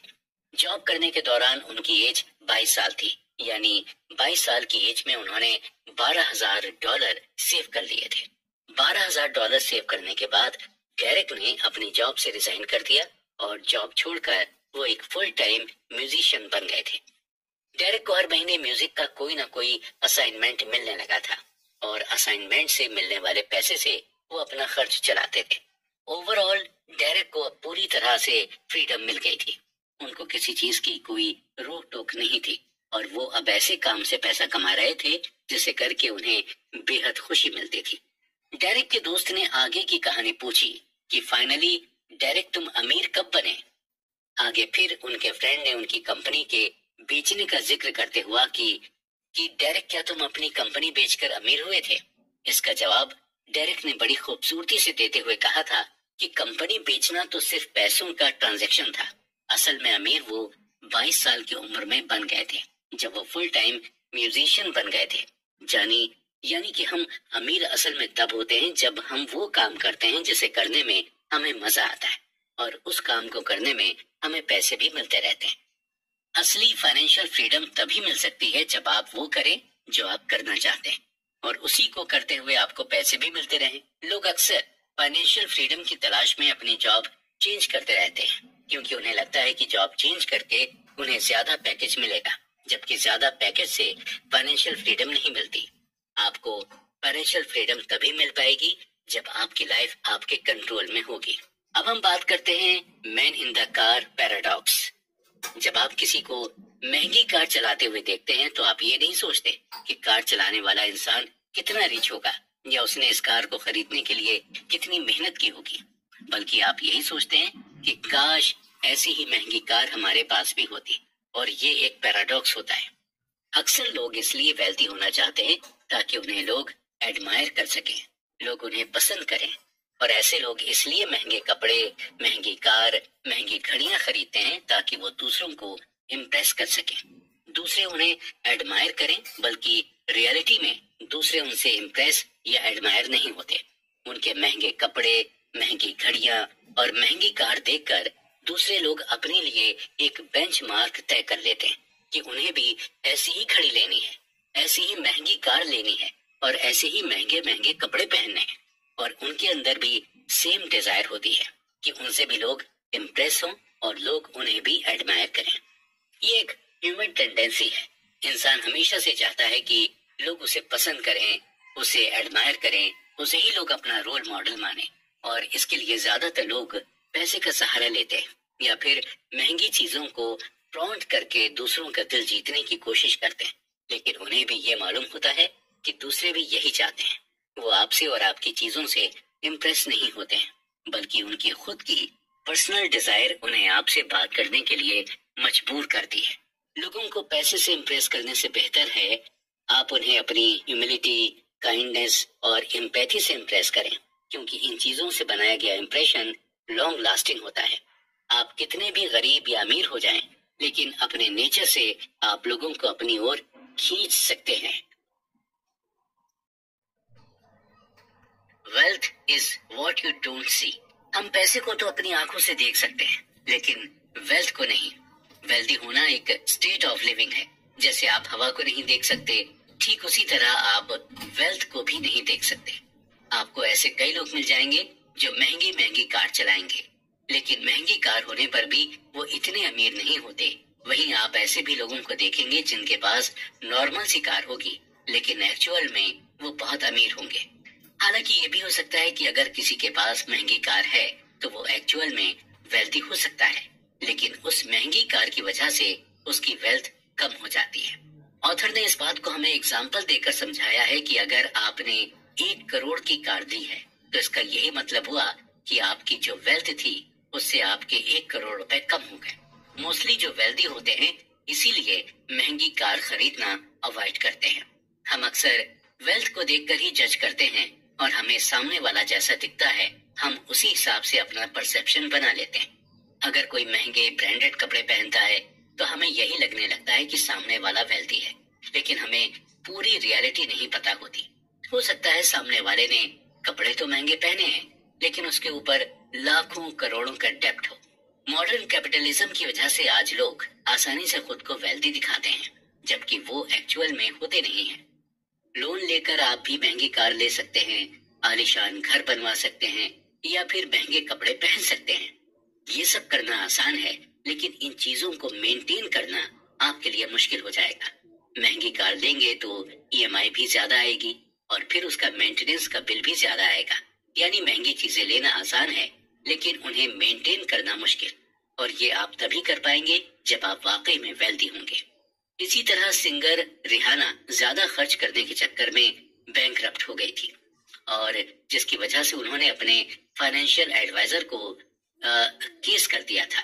कोर्ट में एडवाइजर ने रिहाना से यही कहा कि जब आप महंगी महंगी चीजें खरीदेंगी तो एंड में आपके पास सिर्फ महंगी चीजें ही बचेंगी, आपके पास पैसे नहीं बचेंगे। अक्सर जब कोई ये कहता है कि वो करोड़पति बनना चाहता है तो उसका यही मतलब होता है कि वो करोड़ों रुपए खर्च कर सके। हम रिच और वेल्दी होने में डिफरेंशिएट नहीं कर पाते। रिच आपकी करंट इनकम बताती है। अगर आज आपके अकाउंट में 1 करोड़ रुपए हैं तो आप अमीर हैं, लेकिन वहीं अगर सालों से आपके अकाउंट में करोड़ों रुपए आते और जाते रहे हों तो आप वेल्दी हैं। आज आप अमीर हैं, हो सकता है कल आप अमीर ना हो। आज आपके अकाउंट में करोड़ों रुपए हों, लेकिन हो सकता है कल ना हो। सही मायने में वेल्दी कभी हमें दिखाई नहीं दे सकती। वेल्थ एक ऐसी इनकम होती है जो आप कभी खर्च नहीं करते। आज के दौर में हमें रिच इंसान तो मिल जाएगा, लेकिन वेल्दी इंसान नहीं मिलेगा, क्योंकि वेल्दी लोग बहुत ही लो प्रोफाइल तरीके से रहते हैं और ये ज्यादा सोसाइटी में लोगों के सामने खुलकर नहीं आते हैं और इनके रहन सहन या ड्रेसिंग से आपको अंदाजा भी नहीं लग पाएगा कि ये रिच हैं। डीप डाउन अगर हम देखें तो हर इंसान वेल्दी ही बनना चाहता है। वो नहीं चाहता कि आज अगर उसके पास करोड़ों रुपए हों तो कल वो करोड़ों रुपए खत्म हो जाए। इंसान यही चाहता है कि उसके पास करोड़ों रुपए हमेशा रहें और ये बढ़ते ही जाएं। इसके अलावा वो ये भी चाहता है कि उन्हें फ्रीडम और फ्लेक्सिबिलिटी मिले, और ये सभी चीजें आपको तभी मिलती हैं जब आपको ये मालूम होता है कि आपके पास फाइनेंशियल एसेट्स हैं जिसे आपने खर्च नहीं किया है। आप खुद सोचिए कि किस बात से आपको ज्यादा सेटिस्फेक्शन मिलता है, आपके अकाउंट्स में करोड़ों रुपए पड़े हों या फिर आपके अकाउंट से करोड़ों रुपए खर्च हो गए हों। जाहिर सी बात है आपको इस बात से ज्यादा सेटिस्फेक्शन मिलेगा कि आपके अकाउंट में करोड़ों रुपए हैं और ये रुपए ऐसे हैं जिन्हें आप खर्च नहीं करना चाहते। जब ये सोच आपके अंदर आ जाएगी तो आप खुद को वेल्दी समझिए, और जब ये सोच आपके अंदर आ जाती है तो आप सच में फ्री और फ्लेक्सिबल हो जाते हैं।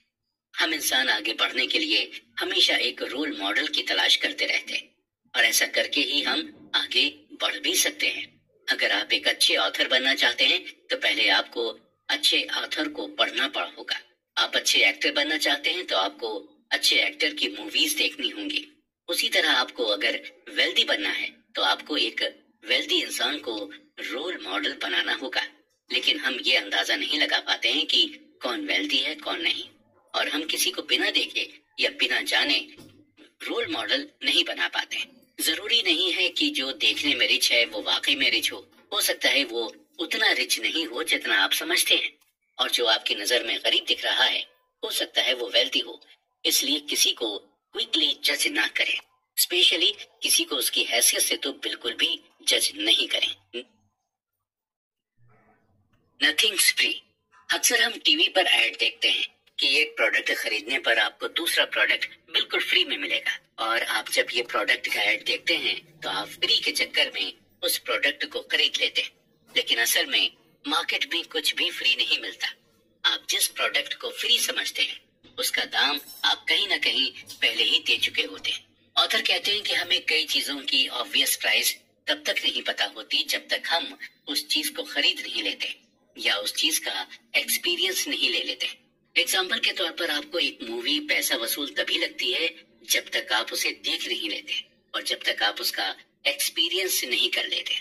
मूवी अगर अच्छी है तो पैसा वसूल, और अगर बुरी है तो पैसे वेस्ट। और दोनों ही एक्सपीरियंस को पाने के लिए सबसे पहले आपको मूवी का टिकट लेना पड़ता है।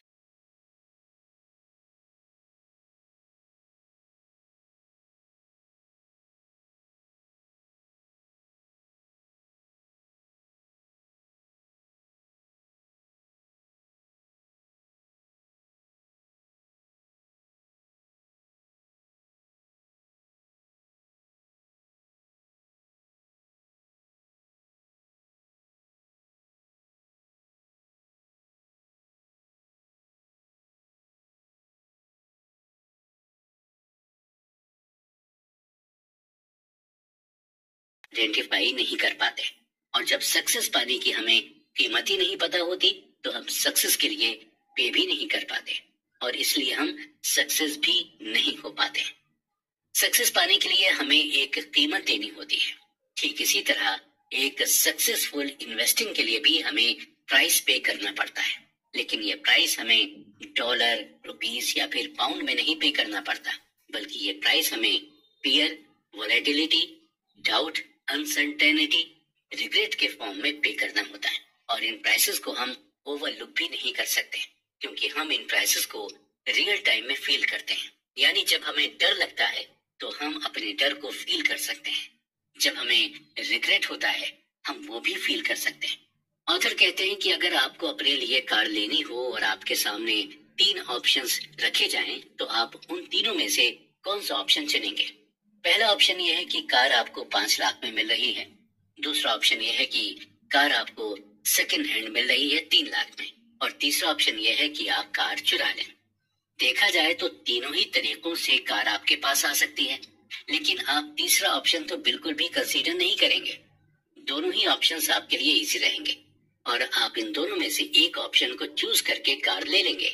लेकिन कुछ लोग ऐसे भी हैं जो तीसरा ऑप्शन चूज करेंगे। ऐसे लोग प्लान और स्ट्रेटेजी बनाते हैं और उन्हें इसका प्राइस भी पता होता है कि कार चुराने पर उन्हें क्या प्राइस पे करना हो सकता है।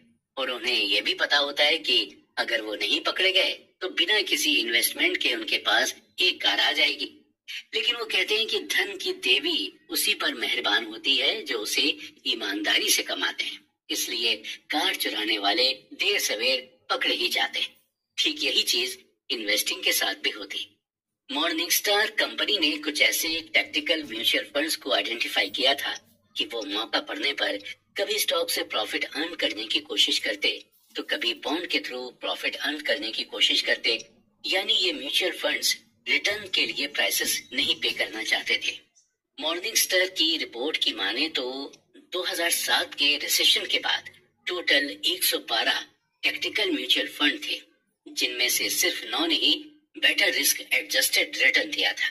बाकी म्यूचुअल फंड 60-40 स्टॉक फंड के बीच में ही फंसे रहे।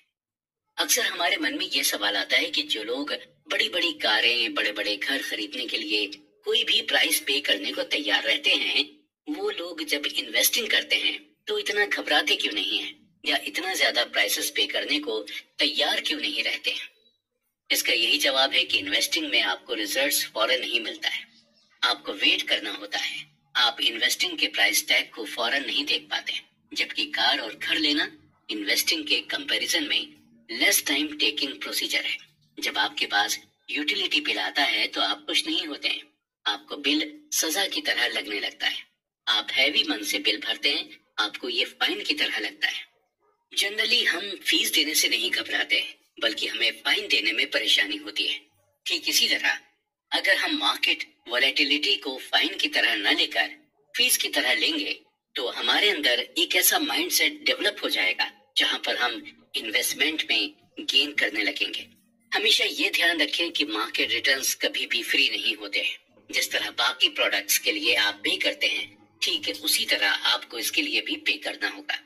हालांकि आपको इसके लिए फोर्स नहीं किया जा सकता है, लेकिन आपको मिलेगा वही जितना आप इसके लिए पे करेंगे। आप फ्री में यूज करना चाहेंगे तो आपको बिल्कुल भी कुछ नहीं मिलेगा। आपकी हालत उस चोर की तरह होगी जिसने कार को पाने के लिए उसे चुरा लिया था। इन्वेस्ट करने की फीस को फाइन की तरह मत लीजिए। अगर आप उसे फाइन की तरह लेंगे तो आप इन्वेस्टिंग को एंजॉय नहीं कर पाएंगे। हमेशा ये ध्यान रखिए कि धन की देवी उसी से खुश होती हैं जो उस धन को कमाने के लिए प्राइस पे कर सके। अगर आप भी वेल्दी बनना चाहते हैं तो आपको उसके लिए प्राइस तो पे करना होगा, और उस प्राइस को आप वेल्दी बनने की फीस समझकर दीजिएगा। Reasonable, rational, surprise. हम इंसान एक ऐसे क्रिएचर हैं जो इमोशनल होकर भी सोचते हैं और जो प्रैक्टिकल या रैशनल होकर भी सोचता है।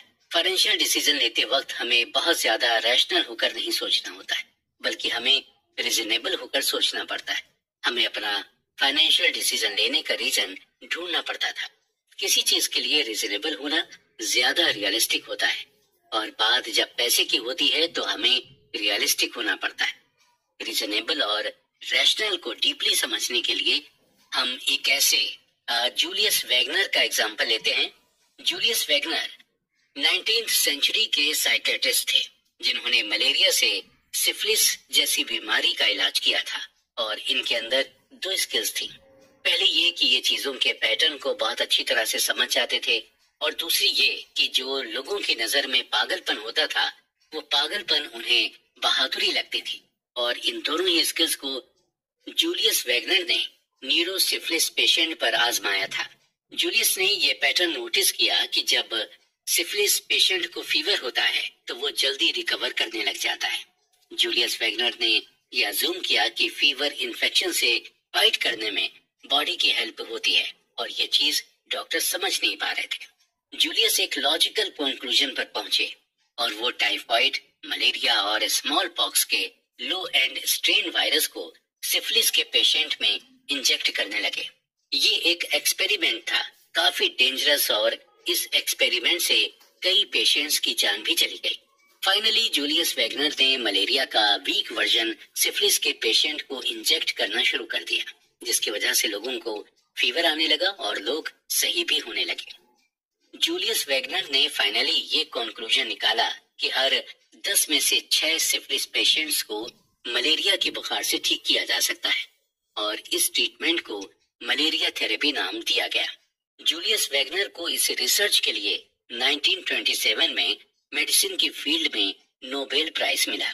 हालांकि बाद में मलेरिया थेरेपी को पेनिसिलिन से रिप्लेस कर दिया गया था, लेकिन जूलियस वैगनर दुनिया के ऐसे पहले डॉक्टर बने जिन्होंने ये बताया कि फीवर से हम इन्फेक्शन से फाइट कर सकते हैं। लोग फीवर को बुरी तरह से लेते हैं और उसे ट्रीट करने के लिए अलग अलग दवाइयों का इस्तेमाल करते हैं। लोग फीवर को इसलिए बुरा मानते हैं क्योंकि फीवर में हमें पेन होता है, हमारी बॉडी को तकलीफ होती है। जब फीवर होता है तो हम रिजनेबल नहीं हो पाते, हम रैशनल होते हैं। हम बस यही सोचते हैं कि जल्दी से डॉक्टर हमें मेडिसिन दे और हम ठीक हो जाएं। हम ये नहीं सोचते कि चलो अच्छा है हमें फीवर हुआ है, इससे हमारी बॉडी इन्फेक्शन से फाइट कर देगी। हम ऐसा नहीं सोचते हैं क्योंकि हम फीवर से हर्ट होते हैं। ठीक इसी तरह जब हम फाइनेंशियल डिसीजन लेते हैं तो इसी तरह सोचते हैं। हम रिजनेबल नहीं, रैशनल होकर सोचते हैं क्योंकि हमें डर लगता है कि कहीं हमारा पैसा डूब ना जाए, कहीं हमें भारी नुकसान ना हो जाए। ऑथर कहते हैं कि देखा जाए तो एक इंसान ना तो रैशनल और ना ही इरैशनल है। हम ज्यादा हार्डली थिंक करते हैं, हम ज्यादा अपनी थिंकिंग पर सवाल भी नहीं करते। हैरी मार्कोविट्ज को रिस्क और रिटर्न के बीच मैथमेटिकल ट्रेड ऑफ के लिए नोबेल प्राइज मिला था। जब मार्कोविट्ज से पूछा गया कि उन्होंने किस तरह से अपने पैसे को इन्वेस्ट किया तो इसके जवाब में उन्होंने यही बताया कि उन्होंने अपने पोर्टफोलियो को बॉन्ड और इक्विटी में 50-50 स्प्लिट किया था ताकि कभी फ्यूचर में अपने इन्वेस्टमेंट को लेकर उन्हें रिग्रेट ना हो। और कभी जरूरत पड़ने पर मार्कोविट्ज इस स्ट्रेटेजी को चेंज भी कर लेते थे, कभी 60% बॉन्ड तो कभी 40% इक्विटी। मार्कोविट्ज ना तो ज्यादा रैशनल थे और ना ही इरैशनल, बल्कि वो रिजनेबल थे। उनके पास वजह थी, उनके पास ये वजह थी कि उन्हें फ्यूचर में कोई नुकसान ना हो, इसलिए ये स्ट्रेटेजी उन्होंने अपनाई थी। फाइनेंशियल प्लानिंग बनाने से पहले आप उसके लिए रीजन ढूंढें। ऐसा ना हो कि पूरी दुनिया बना रही है तो आप भी बनाएं, या पूरी दुनिया कहती है कि फाइनेंशियल प्लानिंग बनाना चाहिए तो आप भी फाइनेंशियल प्लानिंग बना रहे हैं। आप ये खुद डिसाइड करें कि फाइनेंशियल प्लानिंग के लिए आपका क्या रीजन है। आगे हम बात करेंगे हिस्ट्री की।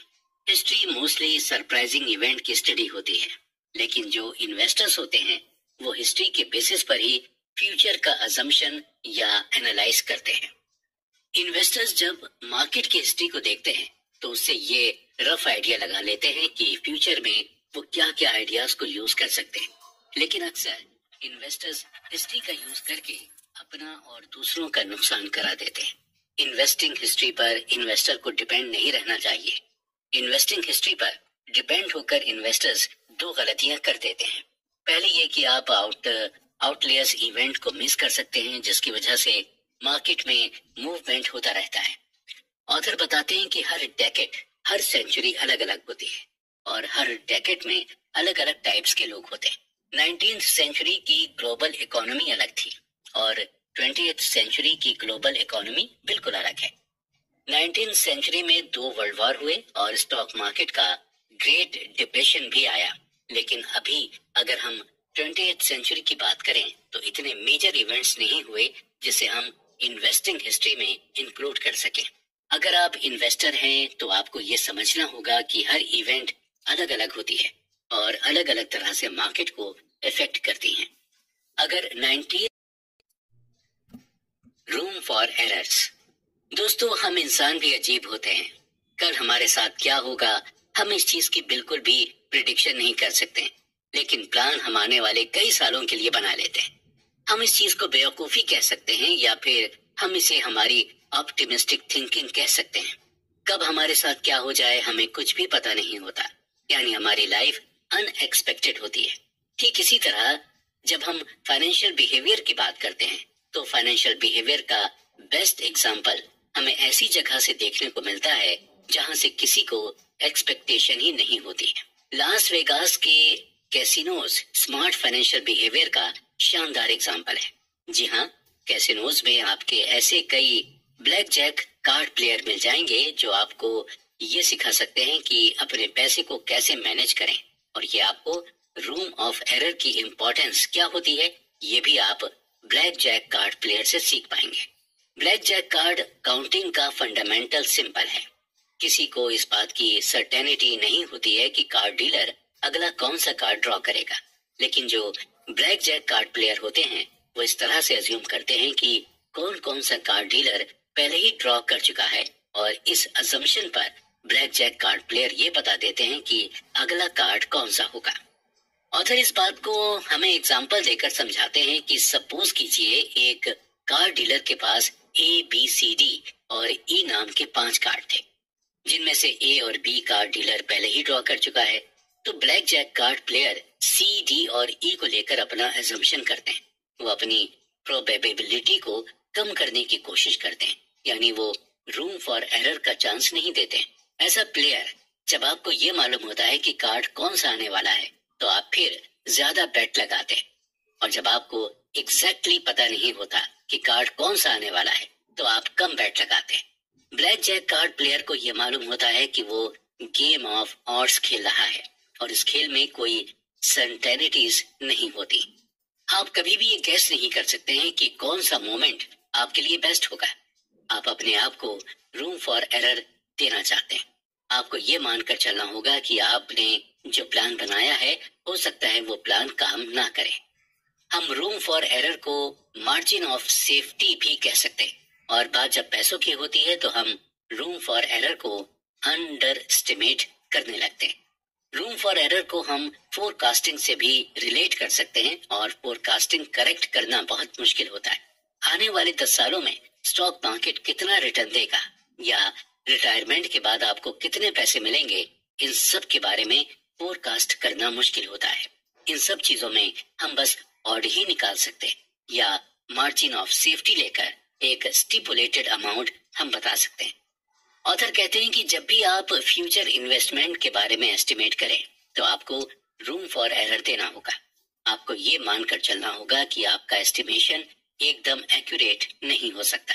रूम फॉर एरर एक साइंस है जहां पर आपको रिस्क लेना होता है, लेकिन रिस्क लेने से पहले आपको ये सोचना होता है कि जो रिस्क आप ले रहे हैं वो वर्थ टेकिंग है या नहीं। यही सेम फिलॉसफी आपको पैसे के साथ लगानी होती है। आप जिस भी चीज में इन्वेस्ट कर रहे हैं आपको ये मालूम होना चाहिए कि जहां भी आप इन्वेस्टमेंट कर रहे हैं उसमें रिस्क लेना वर्थ टेकिंग है या नहीं। तो कुल मिलाकर रूम फॉर एरर आपको ऐसा रिस्क लेने के लिए कहता है जहां पर आपको ज्यादा नुकसान भी ना हो, और जब आप इस तरह के रिस्क को लेते हैं तो ज्यादा चांसेस हैं कि आप अपने पैसे को ग्रो कर सकें। अक्सर ऐसा होता है कि हम किसी चीज की बहुत लंबी चौड़ी प्लानिंग कर लेते हैं, लेकिन ऐसा करने से हमें बचना चाहिए, क्योंकि वक्त के साथ साथ हमारे डिजायर्स, हमारी नीड्स और वांट्स बदलते रहते हैं। देखा जाए तो लॉन्ग टर्म फाइनेंशियल गोल बनाना जरूरी है, लेकिन हर 5 से 10 साल में दुनिया बदलती रहती है। नई नई टेक्नोलॉजीज आती जाती हैं, नई इकोनॉमी पॉलिसीज आ जाती हैं और हमारे खुद के भी गोल चेंज हो जाते हैं।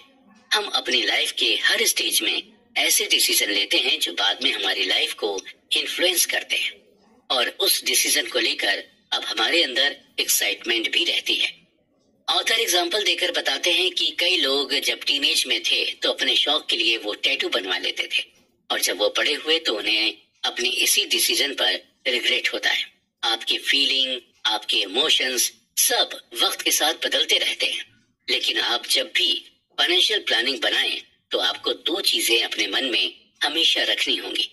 पहली चीज ये कि फाइनेंशियल प्लानिंग के एक्सट्रीम एंड के बारे में हमें नहीं सोचना है। आपको ये अज्यूम करके चलना है कि अगर आपकी लो इनकम भी रही तो भी आप खुश रहेंगे। और अगर आप बहुत ही ज्यादा फाइनेंशियल प्लानिंग के लिए मेहनत करेंगे तो हो सकता है आपको फाइनेंशियल प्लानिंग का एंड रिजल्ट ना मिले, तो आपको रिग्रेट हो। फाइनेंशियल प्लानिंग जब आपने बना ली तो आप हर साल उस प्लानिंग को रिव्यू करें, और अगर मॉडिफाई करने लायक चीजें हैं तो उसे मॉडिफाई भी जरूर करें। अक्सर लोग खुद पर हार्श हो जाते हैं और प्लानिंग फेल होने पर खुद को मेंटली पनिश करने लगते हैं।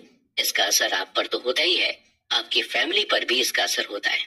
इसलिए प्लानिंग रिव्यू करते रहें, इसमें कोई भी खराबी नहीं है। जितने भी सक्सेसफुल वेल्दी लोग हुए हैं वो भी यही करते हैं, वो प्लान रिव्यू करते हैं और जरूरत पड़ने पर उसे मॉडिफाई भी करते हैं और इजी वे में प्लान करते हैं।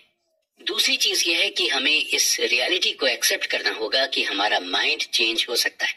अक्सर उन एम्प्लॉय की लाइफ मेजरेबल होती है जो अपनी कंपनी से बहुत ज्यादा लॉयल रहते हैं, और ऐसा इसलिए होता है क्योंकि ऐसे लोग जब अडल्ट थे तभी से उन्होंने ये डिसाइड कर लिया था कि उन्हें किस फील्ड में काम करना है और किस कंपनी में काम करना है, और खुद की नजर में धोखेबाज या बेईमान साबित नहीं होना चाहते, भले ही वो मेंटली टॉर्चर हो जाए। ध्यान रहे कि आप खुद से लॉयल रहें, कंपनी से नहीं। रियलिटी ऑफ चेंज को हमें जितना जल्दी हो सके उतनी जल्दी एक्सेप्ट कर लेना चाहिए। एग्जाम्पल के तौर पर अमेज़न जब शुरू हुआ था तब वो सिर्फ एक बुक स्टोर हुआ करता था। धीरे धीरे इसने खुद को चेंज किया, फिर ये ऑनलाइन ई कॉमर्स कंपनी बन गई और बुक्स के साथ साथ ये बाकी चीजें भी ऑनलाइन डिलीवर करने लगी, और उसके साथ कई सारे चेंजेस भी आए। अब अमेज़न का टारगेट है स्पेस। अगर अमेज़न खुद को बुक स्टोर तक ही लिमिटेड करके रखती तो शायद आज ये जिस मुकाम पर है उस मुकाम तक नहीं पहुंच पाती, और आज दुनिया के सबसे वैल्यूएबल कंपनीज में से एक नहीं बन पाती। जेफ बेजोस हर 5 से 10 साल में चेंज की रियलिटी को समझ जाते हैं और फिर उसी हिसाब से अपनी प्लानिंग बनाते हैं, और शायद यही उनकी सक्सेस का सीक्रेट है। अगर आप खुद को कॉन्स्टेंट यानी बांध कर रखेंगे किसी प्लानिंग में तो आप बाकी किसी भी अपॉर्चुनिटी को एक्सप्लोर ही नहीं कर पाएंगे। आपको ये समझना होगा कि जैसे जैसे दुनिया बदल रही है वैसे ही वैसे आपको भी बदलना होगा। दुनिया के साथ कदम से कदम मिलाकर चलना होगा, क्योंकि इसी में है सक्सेस, और सक्सेसफुल वेल्दी लोग ऐसा ही करते हैं। You and me and the seduction of pessimism. लालच ह्यूमन नेचर का ही पार्ट है, और हम सबके अंदर कहीं ना कहीं किसी न किसी चीज के लिए लालच भरा होता है। वो लालच चाहे मेटेरियलिस्टिक चीजों के लिए हो या फिर इमोशनल चीजों के लिए हो। कई बार ऐसा होता है कि मार्केट में कुछ ऐसे प्रोडक्ट्स होते हैं जिनके रेट अचानक से बढ़ने लगते हैं, और हमें समझ में ही नहीं आता कि इन प्रोडक्ट्स का रेट क्यों बढ़ने लगा है। ज्यादातर लोगों को यही लगता है कि किसी प्रोडक्ट का रेट बढ़ने की वजह लालच होता है। अचानक से प्रोडक्ट के रेट बढ़ने को इकोनॉमी की लैंग्वेज में बबल कहते हैं।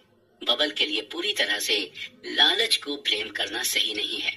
जब भी किसी प्रोडक्ट के दाम मार्केट में बढ़ते हैं तो हम यही कहते हैं कि ट्रेडर्स लालची हो गया है, क्योंकि हम इसे सिर्फ अपने ही नजरिए से सोचते हैं। हमें एक्चुअल में ये पता ही नहीं होता कि इस बबल के पीछे की वजह क्या है। कोई भी एक्सपर्ट आपको ये नहीं बता पाएगा कि आखिर ये इकोनॉमिकल बबल होते क्यों हैं। ये ठीक उसी तरह है जब कोई आपसे पूछे कि आखिर ये वॉर क्यों होते हैं। आप कभी इसका रीजनेबल आंसर नहीं दे पाएंगे, क्योंकि वॉर करने के सबके अलग अलग रीजंस होते हैं।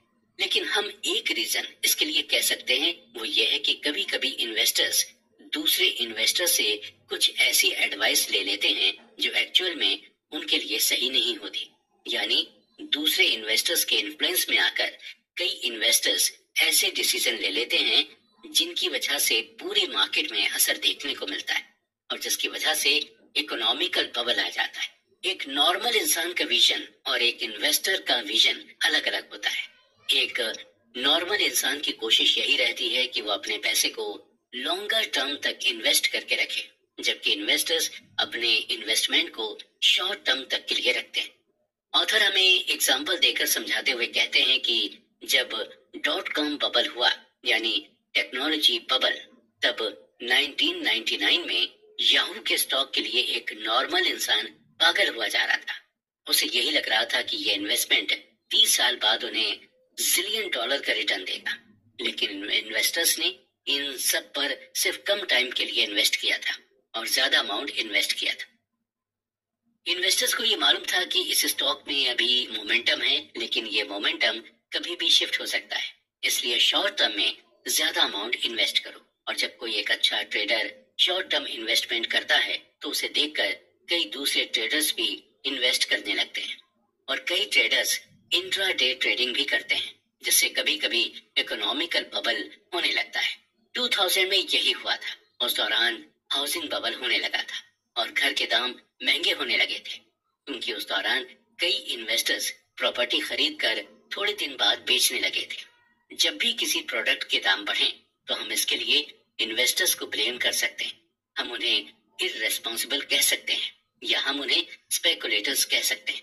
और इसमें से ज्यादातर इन्वेस्टर्स एक दूसरे से इन्फ्लुएंस्ड होकर ही इन्वेस्ट करते हैं और ऐसा करने का उनका यही मकसद होता है, पैसा कमाना। उन्हें लगता है कि वो एक दिन में ज्यादा कमा सकते हैं तो इंट्राडे करके कमाते हैं और 2 साल में कमा सकते हैं तो 2 साल तक इन्वेस्ट करते हैं। आप भी इसी तरह से कर सकते हैं। आपको ये नहीं सोचना चाहिए कि कहीं आपको कोई लालची होने का लेबल ना लगा दे।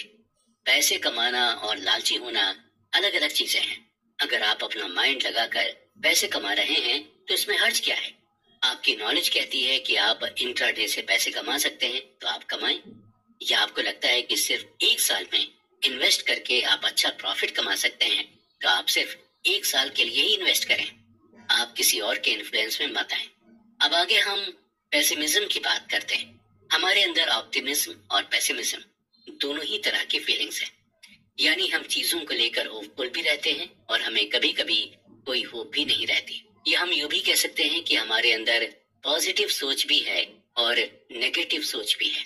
कभी कभी जब हमारे साथ नेगेटिव चीजें होती हैं तो ही हम पॉजिटिव चीजों के डायरेक्शन में तेजी से भागते हैं।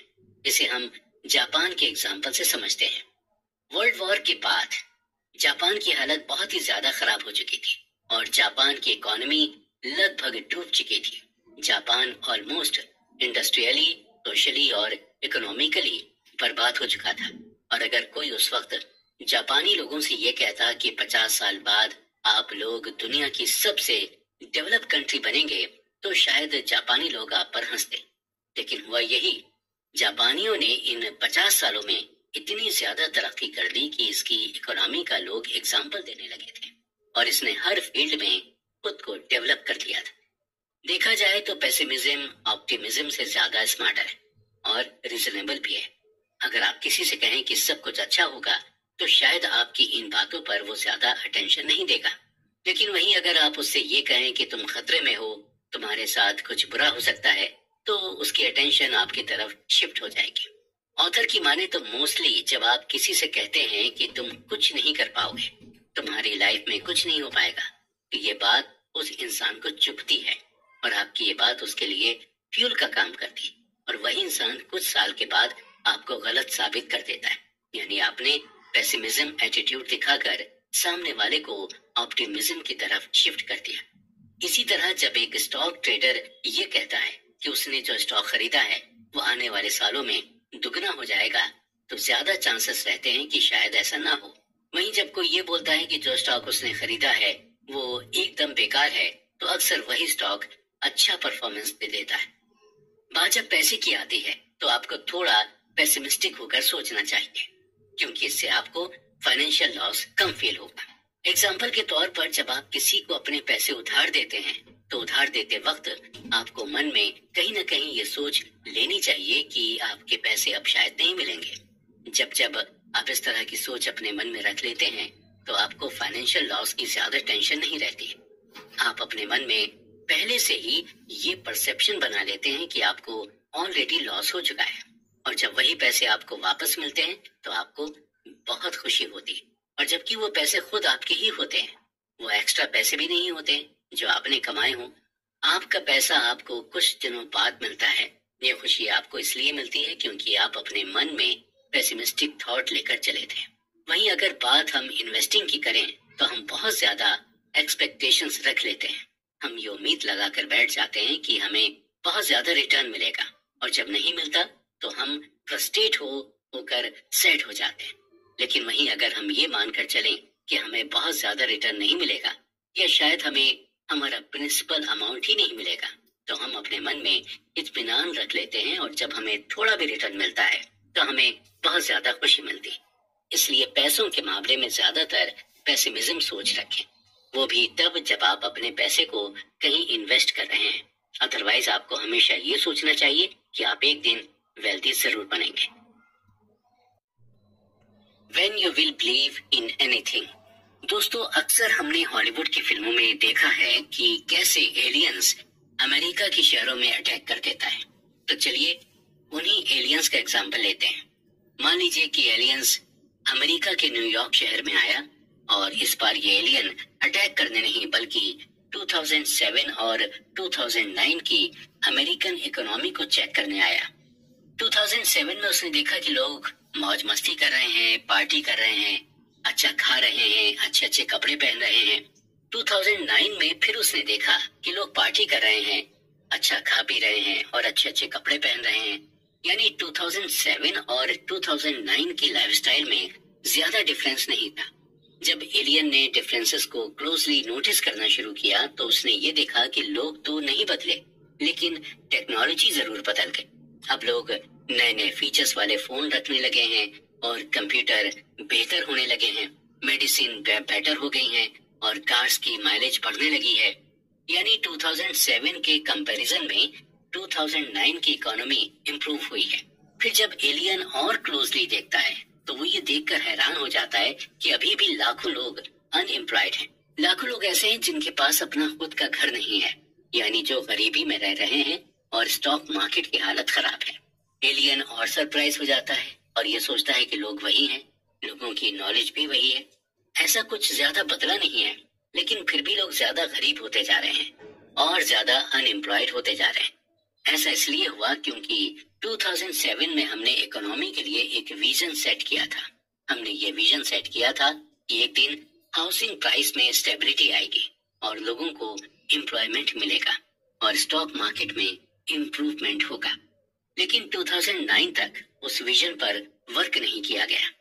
हमने उस विजन पर या उस स्टोरी पर बिलीव करना छोड़ दिया था और इसी वजह से इतना डिफरेंस आया है और इतना बदलाव आया है। जब हाउसिंग प्राइस कम नहीं हुए तो लोग मॉर्गेज में डिफॉल्ट करने लगे थे। डिफॉल्ट केस बढ़ने की वजह से बैंक ने लोन देना ही बंद कर दिया था। लोन ना मिलने की वजह से लोगों के घर नहीं बिक पा रहे थे, लोग घरों को खरीद नहीं पा रहे थे। ऑथर कहते हैं कि जब हम इकोनॉमी, बिजनेस और इन्वेस्टमेंट में ग्रोथ की बात करते हैं तो हम सिर्फ टेंजिबल चीजों की बात करते हैं, यानी उन चीजों को जिनको हम टच कर सकते हैं, जैसे बड़ी कार, बड़ी बिल्डिंग, एक्सेट्रा एक्सेट्रा। हमें टेंजिबल चीजों के बारे में बताकर ये कहा जाता है कि हमारी इकोनॉमी ग्रो कर रही है। हमें यही स्टोरी बता दी जाती है कि इकोनॉमिक ग्रोथ बहुत ज्यादा है। एक्चुअली ये पूरी दुनिया ही स्टोरी ड्रिवन है। आप यहाँ पर कुछ भी बता दें, लोग यकीन कर देते हैं, उससे कुछ नहीं करते। गवर्नमेंट कह देती है कि हमने ये डेवलप किया, इकोनॉमी में ग्रोथ हुई एक्सेट्रा, लेकिन रियलिटी में स्टोरी अलग होती। जब आप इस स्टोरी ड्रिवन वर्ल्ड में अपने पैसे को मैनेज करना चाहते हैं तो आपको दो बातें ध्यान में रखनी होंगी। पहले यह है कि जब आप किसी चीज को सच मानने लगते हैं तो आप उस सच के सच होने को, ऑड को ओवर एस्टिमेट करने लग जाते हैं, यानी आप उस सच को फिक्स्ड मान लेते हैं। आपको उसके अलावा दूसरे किसी सच पर यकीन नहीं होता है। ऑथर इस बात को हमें एक एग्जाम्पल देकर समझाते हैं कि अगर आपके पास पैसे नहीं हैं और आपसे ये कहा जाए कि शहर के बाहर एक बाबा रहते हैं जो किसी भी बीमारी का इलाज कर लेते हैं, तो आप उस बाबा के पास जाते हैं और अपनी बीमारी का इलाज कराने लग जाते हैं। अगर आपके पास पैसा होता तो आप किसी बड़े हॉस्पिटल में जाकर अपना इलाज करा लेते हैं। यानी इससे ये प्रूव होता है कि जब आपके पास पैसे नहीं होते और आप बीमार हो जाते हैं तो आप किसी भी बात को सच मान लेते हैं। दूसरी चीज ये है कि जब हमें दुनिया के बारे में इनकम्प्लीट व्यू मिलता है तो हम खुद से ही उस व्यू को कंप्लीट करने लग जाते हैं। हम खुद का नैरेटिव बनाकर उस गैप को फिल करने लग जाते हैं। अगर ऐसा होता है कि जब आप किसी को कोई बात बताते हैं तो वो इंसान जब किसी और को आपकी बात बताता है तो उसमें वो अपना नैरेटिव डाल देता है या एक दो चीजें अपनी तरफ से भी ऐड कर लेता है। इस बात को ऑथर हमें एग्जाम्पल देकर समझाते हैं कि जब हम छोटे थे और हमारी दादी नानी हमें भूतों की कहानियां सुनाती थी और उन कहानियों को जब हम अपने दोस्तों को सुनाया करते थे तो उसमें हम कुछ अपना भी इनपुट डाल देते थे ताकि हमारे दोस्तों को हमसे ज्यादा डर लगे। हम ह्यूमंस का माइंडसेट ही ऐसा होता है, जब हम किसी स्टोरी से सेटिस्फाई नहीं होते तो हमें इनकम्प्लीट सी लगती है, तो उसे कंप्लीट या इंटरेस्टिंग बनाने के लिए उसमें अपना नैरेटिव डाल देते हैं। ऐसा करके हमारे माइंड को सेटिस्फेक्शन मिलता है। हम सबको यही लगता है कि हम जो अपने आसपास देख रहे हैं वही सच है, लेकिन हमें ये नहीं पता होता कि अंदर की स्टोरी अलग है। हमें जो हायर अथॉरिटी बोल देती है हम वही मान लेते हैं। बात जब पैसे की हो तो आपको सबकी बात नहीं माननी होती, आपको खुद रियलिटी का पता लगाना होता है। आपको अपने इन्वेस्टमेंट की सच्चाई को जानना होता है, क्योंकि जब तक आप इस सच्चाई को नहीं जानेंगे तो आपको इस बड़ी सी मार्केट में कोई भी बेवकूफ बना सकता है। All together now confession. हम आपको नहीं जानते और आप हमें नहीं जानते हैं।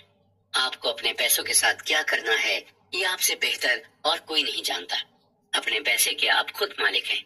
आप चाहे इसे सेव करके रखें या फिर इसका इन्वेस्टमेंट कर दें। यहाँ पर हम सिर्फ आपको रिकमेंड कर सकते हैं और पैसों की साइकोलॉजी ही बता सकते हैं। बाकी चीजें आपको ही करनी और कैसे करनी है ये भी आपको ही डिसाइड करना होगा। हम आपको बस यही बता सकते हैं कि ये दुनिया बहुत ही कॉम्प्लेक्स है और रिस्क एंड लक दोनों से ही चलती है। आपको लक और रिस्क दोनों की ही ताकत को अच्छी तरह से समझना होगा कि कोई चीज आपको लक से मिल सकती है और कोई चीज आपको रिस्क से। आपको ये भी ध्यान रखना होगा कि जितना कम आपके अंदर ईगो होगा उतना ही आप पैसे को अपनी ओर अट्रैक्ट करते जाएंगे। पैसे की यह खासियत होती है कि ये उनके पास ही हमेशा टिका रहता है जो हम्बल होते हैं और जिनके अंदर ह्यूमिलिटी होती है। इसके साथ आपको भी ये ध्यान रखना होगा कि आपको अपने पैसे इस तरह से मैनेज कर दें कि आप रात में सुकून से सो सकें। आपको पैसे इस तरह से कमाने हैं कि आपको नींद अच्छी आए। ऑथर कहते हैं कि अगर इन्वेस्टमेंट में कोई चीज आपके फेवर में नहीं जा रही है तो उससे परेशान होने की बिल्कुल भी जरूरत नहीं है। आप हर बार जीत सकते हैं, कभी कभी आपको हार को भी गले लगाना होता है। अगर आप चाहते हैं कि आपके पास पैसा बना रहे तो आपके पास जितना पैसा है आप उसी में खुश रहना सीखें। जब आप अपने पैसे से खुश रहेंगे तो पैसे आपके पास खुद ब खुद आएंगे। पैसे का इस्तेमाल आप टाइम को कंट्रोल करने में लगाएं, यानी पैसे से अपनी लाइफ को कंट्रोल करना सीखें। पैसे कमाने का मजा तभी है जब आप अपने हिसाब से चीजों को कर सकें, अपने मन के मुताबिक अपनी लाइफ को एंजॉय कर सकें। लोगों के साथ अच्छा बिहेव करने की कोशिश करें, क्योंकि लोग आपकी मटेरियलिस्टिक चीजों से ज्यादा दिन तक इम्प्रेस नहीं रहते। जो लोग ज्यादा शो ऑफ करते हैं पैसा उनके पास ज्यादा दिनों तक टिक नहीं पाता। पैसों का इस्तेमाल कभी भी शो ऑफ करने के लिए ना करें। जितना हो सके अपने पैसे को बचाएं, क्योंकि आज अगर आप पैसे को बचाएंगे तो कल यही पैसा आपको भी बचाएगा। अपनी कार के लिए या अपने घर के लिए बचाना अच्छी बात है, लेकिन खुद के लिए भी आपको पैसे बचाना चाहिए, क्योंकि कभी कभी ऐसी भी इमरजेंसी आ जाती है जहाँ पर आपका बचाया हुआ पैसा बहुत काम आ जाता है। अपने लिए कॉस्ट ऑफ सक्सेस को डिफाइन करें और उसके लिए पे करने के लिए रेडी रहें, क्योंकि हमें कोई भी चीज फ्री में नहीं मिलती है, हमें हर चीज के लिए पे करना पड़ता है। साथ ही साथ आपको रिस्क लेने से भी नहीं घबराना चाहिए। जहां आपको लगता है कि रिस्क लेना वर्थ इट है या रिस्क का असर आप पर ज्यादा नहीं होगा तो रिस्क लेने से घबराए नहीं, क्योंकि रिस्क बाद में आपको पे जरूर करेगा। अपने गेम को डिफाइन करें, यानी लोगों को ये बताएं कि आप क्या हैं और आपकी वैल्यू क्या है और पैसे को लेकर आपकी सोच क्या है। और आपको ये मेक श्योर करना होगा कि आपके एक्शन से दूसरे लोग इन्फ्लुएंस्ड ना हो। दूसरे के डिसीजन की रिस्पेक्ट करें, स्पेशली फाइनेंस में, क्योंकि हर इंसान के अपने अलग अलग फाइनेंशियल गोल होते हैं और अलग अलग अप्रोच भी होती है, और उसी गोल और अप्रोच से एक इंसान अपना डिसीजन बना लेता है। आप वही करें जो आपके लिए फाइनेंशियली वर्क करता है। आपको ये जानना होगा कि आपकी फैमिली सेविंग के बारे में क्या सोचती है। आप अपनी फैमिली से अपने सेविंग प्लान के बारे में डिस्कस कर सकते हैं और उन्हें ये बता सकते हैं कि सेविंग करना कितना जरूरी है। अगर आप शादीशुदा हैं तो आप अपनी वाइफ के साथ मिलकर भी सेविंग कर सकते हैं और उन्हें इंडिविजुअली सेविंग करने के लिए भी मोटिवेट कर सकते हैं। इसके अलावा आप किस चीज के लिए सेविंग कर रहे हैं इसका भी आपको टारगेट बनाना होगा। आप घर के लिए सेविंग कर रहे हैं या फिर कार खरीदने के लिए सेविंग कर रहे हैं, या किसी जगह हॉलीडे मनाने की सेविंग कर रहे हैं, ये आपको अपने घर वालों के साथ डिस्कस करना होगा। जब आप अपने घर वालों के साथ अपनी सेविंग के प्लान को डिस्कस करेंगे तो आप और ज्यादा मोटिवेटेड फील करेंगे। दूसरी चीज ये है कि आपको अपने इन्वेस्टमेंट प्लान के बारे में भी अपने घर वालों को बताना होगा और उनसे ये डिस्कस करना होगा कि आप किस चीज में अपने पैसे को इन्वेस्ट कर रहे हैं। आपके लिए ये जानना जरूरी है कि आपके घर वाले इन्वेस्टिंग के बारे में क्या सोचते हैं। आपको अपने घर वालों को स्टॉक मार्केट के बारे में बताना होगा और उन्हें ये समझाना होगा कि अगर स्टॉक मार्केट में आपको नॉलेज है तो स्टॉक मार्केट में इन्वेस्ट करने से बिल्कुल भी घबराना नहीं चाहिए। आपको अपनी वाइफ या फिर अपने पेरेंट्स को स्टॉक मार्केट में इन्वेस्ट करने के लिए मोटिवेट करना चाहिए। ऑथर आगे कहते हैं कि आपको स्ट्रांगली अपनी फाइनेंशियल फ्रीडम पर वर्क करना चाहिए। हमारा जो भी फाइनेंशियल गोल है उसकी तरफ धीरे धीरे कदम बढ़ाना चाहिए और हमारा ये कदम सही डायरेक्शन में तभी बढ़ेगा जब हम साइकोलॉजी ऑफ मनी को समझ जाएंगे और अपने दिमाग में पूरी तरह से इसे बसा लेंगे।